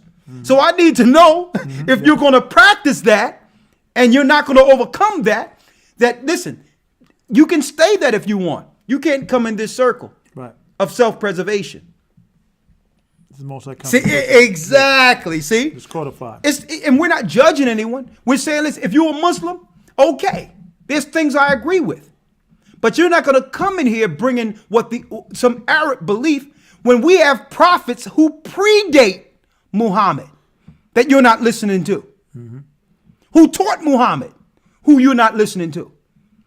So we're going to have to come to some resolve on that history and then go into the history of the Arabs killing our people. Because if you will agree to that religion, not understanding its impact against us, you're going to let the enemy in again. So therefore, you can't come into this circle. Right? Because you're nothing but a spy for Arabs. See? And we can apply this code on and on and on and on and on. You know what I mean? First using the Bible code. See? This is how we undo the Holocaust and set up some type of standard for our people. If you are a shyster, you want to run around with all these different religions, fundraising and all this crap, we're going to be, listen, brother, you have to sit your behind down and learn the Bible. No Philly hustles going to happen around here. We're going to hold each other accountable on code. Absolutely. You understand? Let's go down the line. Sister, I wanted to say this. Sister Lisa from Florida. We didn't forget you, but obviously when your number was jotted down, the wrong number was jotted down. Lawyer called the number and someone else picked up the phone. So Lisa, please send an email to goccSouth@yahoo.com. Sister Lisa from Florida, so that we can set up your baptism, okay? Sister Latanya from North Dakota. Talk to us. Shalom, thanks for taking my call. Elder.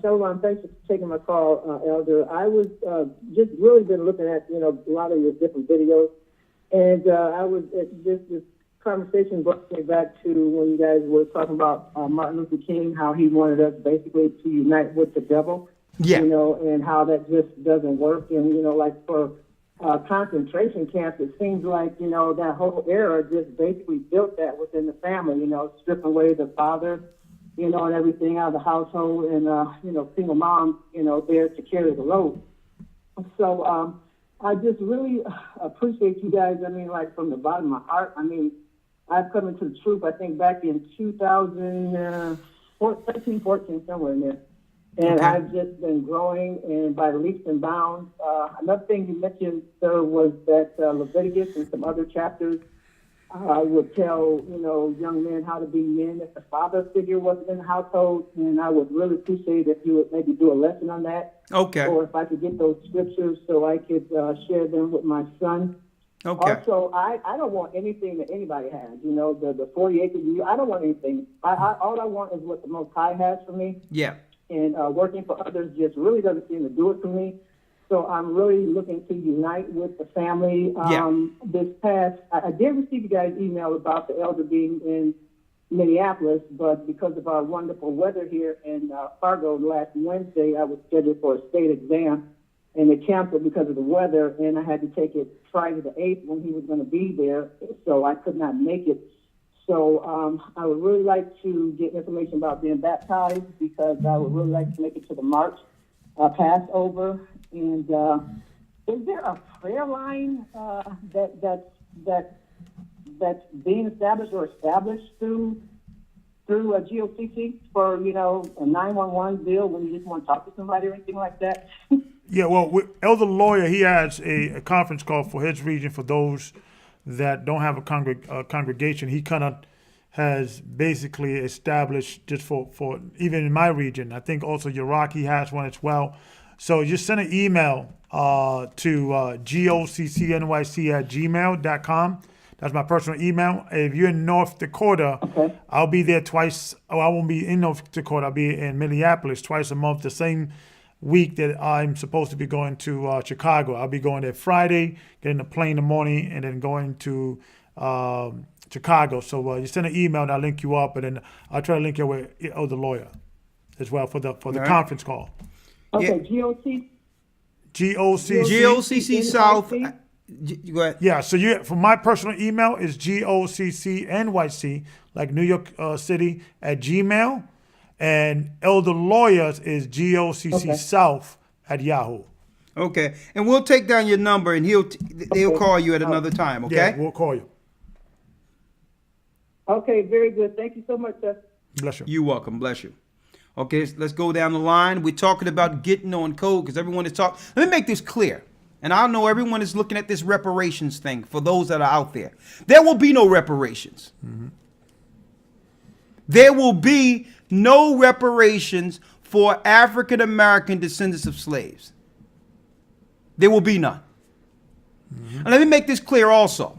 So I'm saying that so that we can actually focus on some of the ideas that can actually get accomplished amongst us. Mm-hmm. Stop focusing on some futile thing. The government will never give you reparations.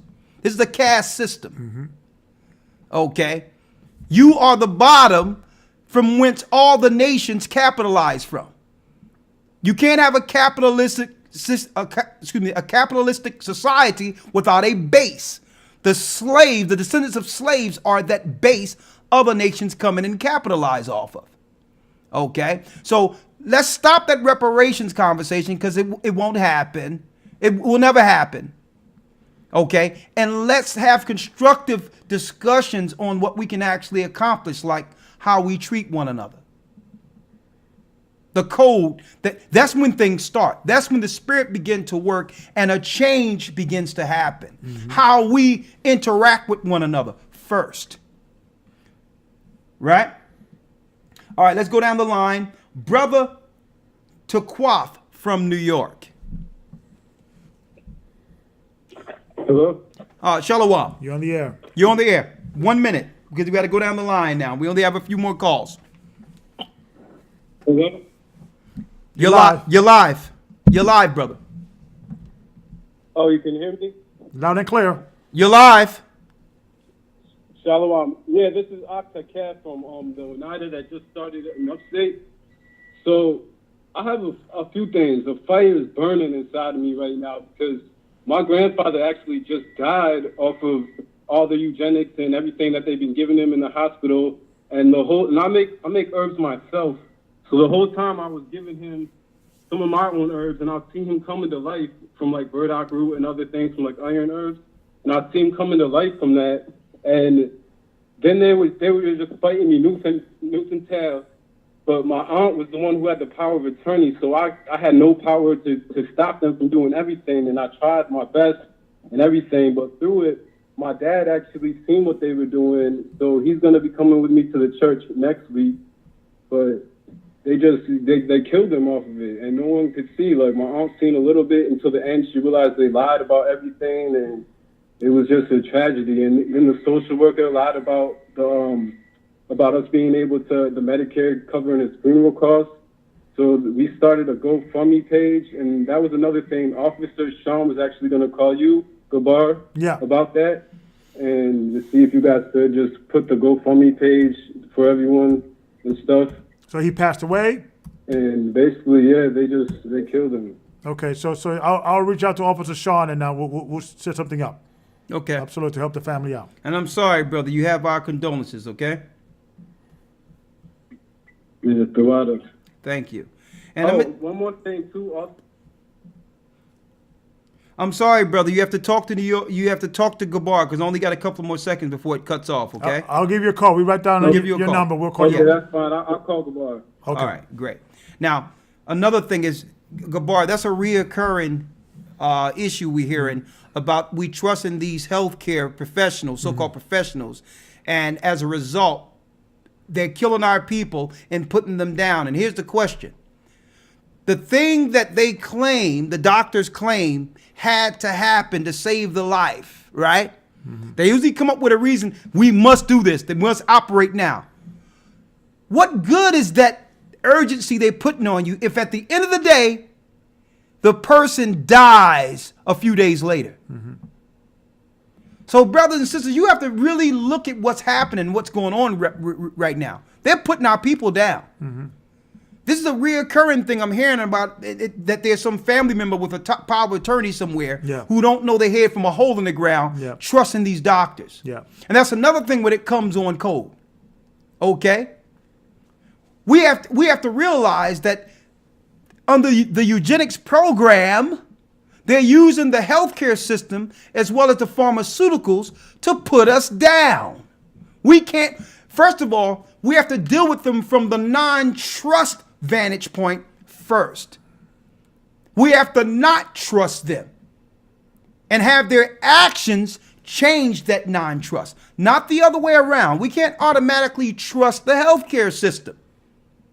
Look at the results. Let me read this real quick.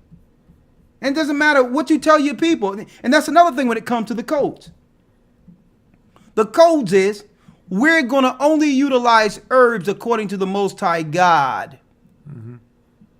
and not fall to the conspiracy or the destruction of our people through the pharmaceutical companies. And according to the Bible, it's against the law for me to take vaccines on my children because what? The things that are in it is unlawful. You're not allowed to shoot dead things into people or diseases into people. That's the code. And man, I always get these phone calls that that the after the effect, Yeah, right? when they're in the hospital and say, Elder, they want to pump this on my child and things of that nature. And what I recommend each parent that is expecting a child, you have to have these conversations with your doctor previously. Yeah. You have to have stuff in writing previously. I cannot, and then you have to investigate that hospital. In some hospitals, certain state, depending on where you're at, they have different policy and things of that nature. Yeah. But the best route to go is if you have insurance. Deacon Shamar, what he did, he actually got a midwife, and they had the child in their home. And the insurance paid for it. Yes, he had to call the insurance. Yeah. He had to, make some phone calls. He had to do whatever paperwork, but no vaccination. Yeah. The midwife was there, professional. She had all the license. Yeah. And the insurance and let me paid say for this. it, and then helped the baby. Under those circumstances, also, Gabar, I want to say those things aren't foolproof either. Yeah. Okay. Sometimes things happen, but we have to exercise our full right, and be in control when it comes to dealing with these hospitals or doctors. We can't be at the behest of them and trust their knowledge and trust their education. We are well beyond that at this point, understanding eugenics, what we played earlier, how they've always experimented on our people, and the fact that a lot of what these doctors are prescribing, a lot of what they prescribe, and these doctors don't even know what's in the vaccine or in the medicines they're actually prescribing. So what I'm saying is be more informed. Understand at first what original medicine was. Original medicine was our herbs, the food, what you put in your food. Yeah. And let me tell you, not to say that hospitals aren't handy under certain acute emergency scenarios. Yes, absolutely. If you're shot, go to a hospital. But when it comes to what they would call preventive medicine, you need to stay as far away from that as you can. That's the bait to get you in there and diagnose you with something. And before it's over, your family is laying you in the ground. Job 13:4 reads, "But ye are forgers of lies." How can you expect these liars that are over the eugenics, science, healthcare program? How can you expect them to be truthful with you when the Bible says they are forgers of lies and ye are physicians of no value? You are physicians of no value. Okay? They're pumping bad foods in our neighborhoods. And you know what? It's not just their fault. It's our people's fault. We're letting our brothers and sisters know to stay away from the pork and all that stuff. And they continue to eat what God in the Bible said is unlawful. Hence, a diagnosis that leads to death. The wages of sin is death. If you're eating, and guess what? Outside of me just going into the Bible, there was this doctor on this so-called program the other day. He seemed like this nice doctor, not Dr. Eyes, but this other guy who's sitting on a round table giving advice on health questions and all that. They had a whole program. You can Google this and put on YouTube, a whole program on bacon, pork bacon. Check out what they said though. And I'm looking at this and I'm like, this is deep. They're dropping this. They say that if you eat 2 slices of pork bacon a day, there's a 90% chance that you're going to come down with some forms of cancer. And that's 2 strips of bacon, pork bacon a day. They were saying pork bacon. They say they have done the test. Not 80-90% a chance that if you eat 2 strips of pork bacon each day, you're going to come down with cancer. Or, and then they say you have to keep it where you moderate it, and you can have 2 pieces here, and then wait a few days later or weeks later and have a few pieces there. But listen, am I hearing you correctly that pork bacon is carcinogenic and cause cancer? Is that what you're saying? And we're telling our brothers and sisters over and over again that God said in Leviticus 11 to stay away from the swine, don't even touch its flesh. And that the book of Acts, the 10th chapter, isn't talking about Peter giving everyone clearance to eat pork chops. Exactly. It's a vision for him to receive and teach Gentiles. Even when Peter woke up, he didn't understand the vision until Cornelius, a Gentile, knocked on his door. So the vision wasn't given clearance to break the law. Christ says in Matthew 5:17, think not that I've come to destroy the law. I've come not to destroy, but to fulfill it. So if Peter didn't understand, and to that point, he thought it was talking about pork. And he said, I have not eaten anything common unclean. And then when it was revealed, it said, okay, I should not call man. Exactly. Acts 10 and 28. He continued following the law of the dietary. He continued following the dietary law. As a matter of fact, unclean food wasn't even the topic of discussion. And that's the deceit of Christianity, teaching that vision is said that the Most High says, bless it, and just bless it, and it'll be good for you, because the Most High gave Peter that vision. You are a liar and a deceiver. Yeah, the vision was associated because we was associating the Gentiles in the same light as unclean food. Exactly. So Most High just used it as a scenario, but that's not what he was talking about. That's not what he was talking about. The Gentiles. He was giving him an example in which Peter would vehemently disagree. Right. Exactly. Because he says, listen, on 3 times, I've never touched anything common or unclean. This was him in a vision, sleep. And he wondered, why is God is putting this pork and all this stuff in front of him? And then he says, eat. And you remember, it was Peter that when the Jews came around, he separated himself from the Gentiles. That Paul had to correct them. Exactly. So there was a major cultural thing not to deal with Gentiles. Not to deal with Gentiles, but the Most High showed him the vision, and then it came to light in Acts 10 and 28, 26 through 28, where he says, now the Most High showed me, he says, get up, Cornelius, for the Most High showed me that I can't call any man common or unclean. When did he see that? In the vision of unclean food. He didn't get up and begin to serve pork chops. He was confused until he seen a Gentile whom the Jews didn't have any relationships with. That's a parable. Exactly. So, and then they'll go into Timothy's where it says you can receive all meat, all things in thanksgiving. When when it says foods to be received with thanksgiving, what is that? Those are the clean foods or meats discussed in Leviticus, the 11th chapter. Because the Most High have never given us unclean food to be received with thanksgiving. It's food that the Most High have created to be received. Created to be received with thanksgiving. He didn't created pork to be received for Thanksgiving. In the Old Testament, only clean food was sacrificed for Thanksgiving. There was no unclean foods there. So I'm just putting it out there to show you, brothers and sisters, that we have to stand on our code. When a brother is converted into Islam, he immediately do what?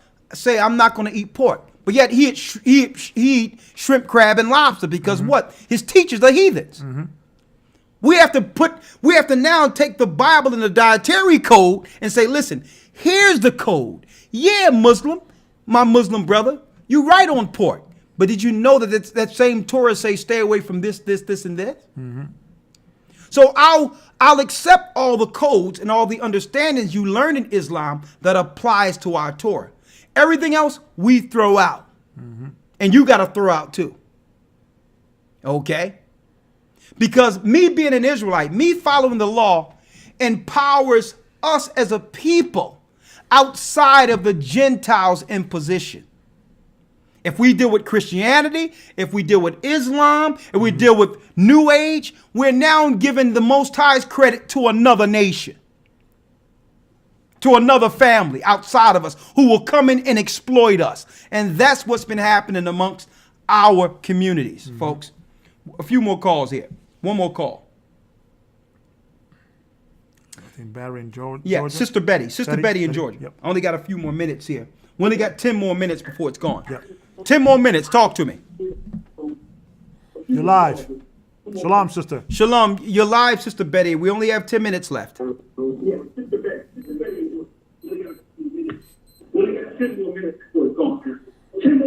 once, going twice. Shalom, Elder. Shalom. You're live. Sister, I was about to bring in the Sandman. Talk to me. You live. Good evening, Elder Bar. Do me Listen, hey, sister, do me a favor. Cut off the background noise. It's bad for programming. Yeah, because we hear a backdrop. We can hear ourselves. Can you hear me now? Perfect. No, you're good, but make sure we're not playing in your background.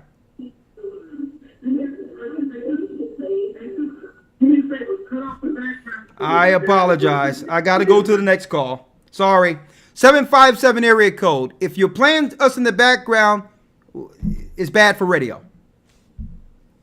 Shalom, you're live on Blog Talk. Talk to us. 757 area Hello, code. brother. Shalom, you live. Shalom, you're live. We're talking about the forgotten Holocaust and how to get our people back on code. Because the Jewish people use the Holocaust or their story of the Holocaust as a political scenario to protect themselves from criticism and to make sure all Jews everywhere are on code. Where's our code? Talk to me. Hello, brother. You're live. Talk to us. You only got a few more minutes before it cuts out. Hello, brother. Shalom, you live. Comment or question? I think we All right. 575. Last call. Okay, you're live. You're live. 575 area code. Okay. All right, Sister Betty, we're going to try you one more time, and there's only 7 minutes left. You got 2 minutes to give us a comment or a statement. If you're playing in the background, we'll digress and go to our comments live through YouTube.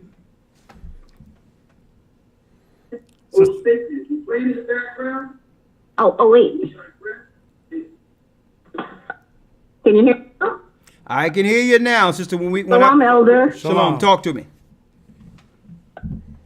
Okay, I was just going to make a comment about the foundation, the pyramid bottom, right? Yeah. But every time our people even get a little bit up the pyramid, there's always something to bring us back down to the bottom. I don't care if it's an athlete. I don't care if it's who we are. It's always at the bottom of the pyramid. And just today, I saw a teaching, not a teaching, but in the news about the teachers in Atlanta about this eraser issue. That's a statewide issue. But 34 out of the 35 teachers are being prosecuted. And they're talking about 20 years and millions of dollars of bail. And it's a nationwide problem.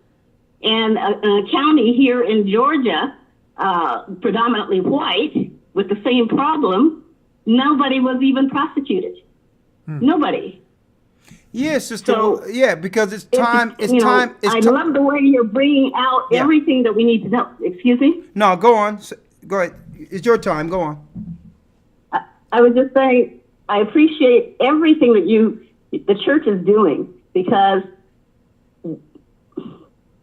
we need to be aware. We need to wake up.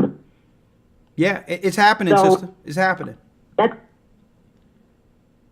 Yeah, it's happening. I guess he dropped here. Yep. And let me say this, Elder Gabar, is that that's some of, I would say, that's some of the resolve I receive in actually doing the work in this church, because at least we have now power within our circle, which is a church, to execute some of these codes amongst each other. Yeah. You understand? To actually operate and have a code amongst each other of respect and honor. Yeah. You understand? And implementing those within the body itself. We can't control what happens on the outside, right? Exactly. When it comes to the divisive tongues and people try to divide and do certain things, we're not into that. Either we're building together or you stay on the outside. Yeah. Okay? Because the crabs in a bucket are out there. We're here. We're in this together, and we are accountable for each other with that biblical code. Amen. Right? Amen. All right. So we only got 4 more minutes. I see this. I think that was the last call. That was the last call. Yeah. All praises be the Most High. And it was a great discussion today. And I want to say this. And I was able to talk about this without bashing Jewish people or any other people. Why? Because why? It's not their responsibility to give us our code. It's their responsibility to take advantage of us. And I'm talking about all nations. The Bible tells you in Psalms 83 that conspiracy was that all nations would come against us and cut us off from being a nation, that the name of Israel be no more in remembrance. And it tells you in Revelations that all the nations would come together and celebrate and begin to send gifts to each other after conquering the slaves, the children of Israel. See? It's upon them to keep us in darkness. And it's upon the true teachers of light, the teachers of this Bible, to bring forth the true code. And what is that? Christ's walk. Amen. Christ showed us how we were supposed to interact one amongst each other. And that's why the devil hates Christ. That's why the devil hates the truth of Christ. And with that, let's see here. We're about to break down, but hey, I want to say this too. Someone was talking about, and I know we're about to go off in a second here in 3 minutes. Someone was mentioning how even with our people who gain some type of power or notoriety in this society, how eventually they're knocked back to the bottom like all of us, right? And that's true. But keep in mind, when you do make it in this society, they will only allow you to, on every degree, to capitalize off of your own people. Think about it. That's true. They'll only give us power to flaunt our power and strength against each other or over each other, like taskmasters. They'll never give us enough power to control them at the top. Do you understand that? There's only a limit you can get in their system. Okay? They'll only give you as much power as Pharaoh gave the taskmasters. And you know what? That's understandable. Because there's people on different levels within this so-called pyramid. But I think the Most High that there's brothers in the truth who have awakened in high places, who were once taskmasters, who's going to use their insight and understanding of the Most High for good. Just like Moses, he was at the top of the pyramid. And he became base like his own people. And guess what? He helped save the children of Israel, and he received the understanding with all that power being what? Second to Pharaoh. So this is not to knock people who may grow and get some status in this society. It's what you do with it to help your people out of this condition. Because I don't care how high you get on this so-called caste system within the pyramid, you're still a slave and your people are still suffering. You got it. A forgotten Holocaust. Amen. Great show today, Elder. Great show. All praise to the Most High. Next week, guess what our show will be on? Next week, our show is an Israelite message to all Christians. An Israelite message to all Christians is our broadcast next Wednesday. We're going on the street to get interviews, and we're going to also have Christians call in and give their perception of what an Israelite is and tell us what they think about Israelites. Amen. We're going to take it to the streets. We're going to take it to the streets. Take it to the streets. And Israelite, we're going to do it. We're going to do it. An Israelites discussion to Christians. An Israelite message, we're going to deem it, an Israelite message to all Christians will be our broadcast next Wednesday. And guess what? You don't want to miss it. Again, our academy begins in a few weeks. Thank you for using Blog Talk Radio. Goodbye. We would like you all to be a part of the Hebrew and Bible Academy, which starts in a few weeks. We're taking enrollments now. We have the administration on standby 24/7. Send an email to gatheringas1@AOL.com if you'd like to be a part of it. 12 weeks of top knowledge. You think we're getting something here in these discussions. There's nothing like the academy. Yeah, this last lesson was powerful. Oh, it was, right? The virgin birth. Oh, we went to the virgin birth, and what we went into it is from what? We went into it from a patriarchal perspective, showing why the Christian church purposely hid Joseph's genealogy connected with Christ. Yeah.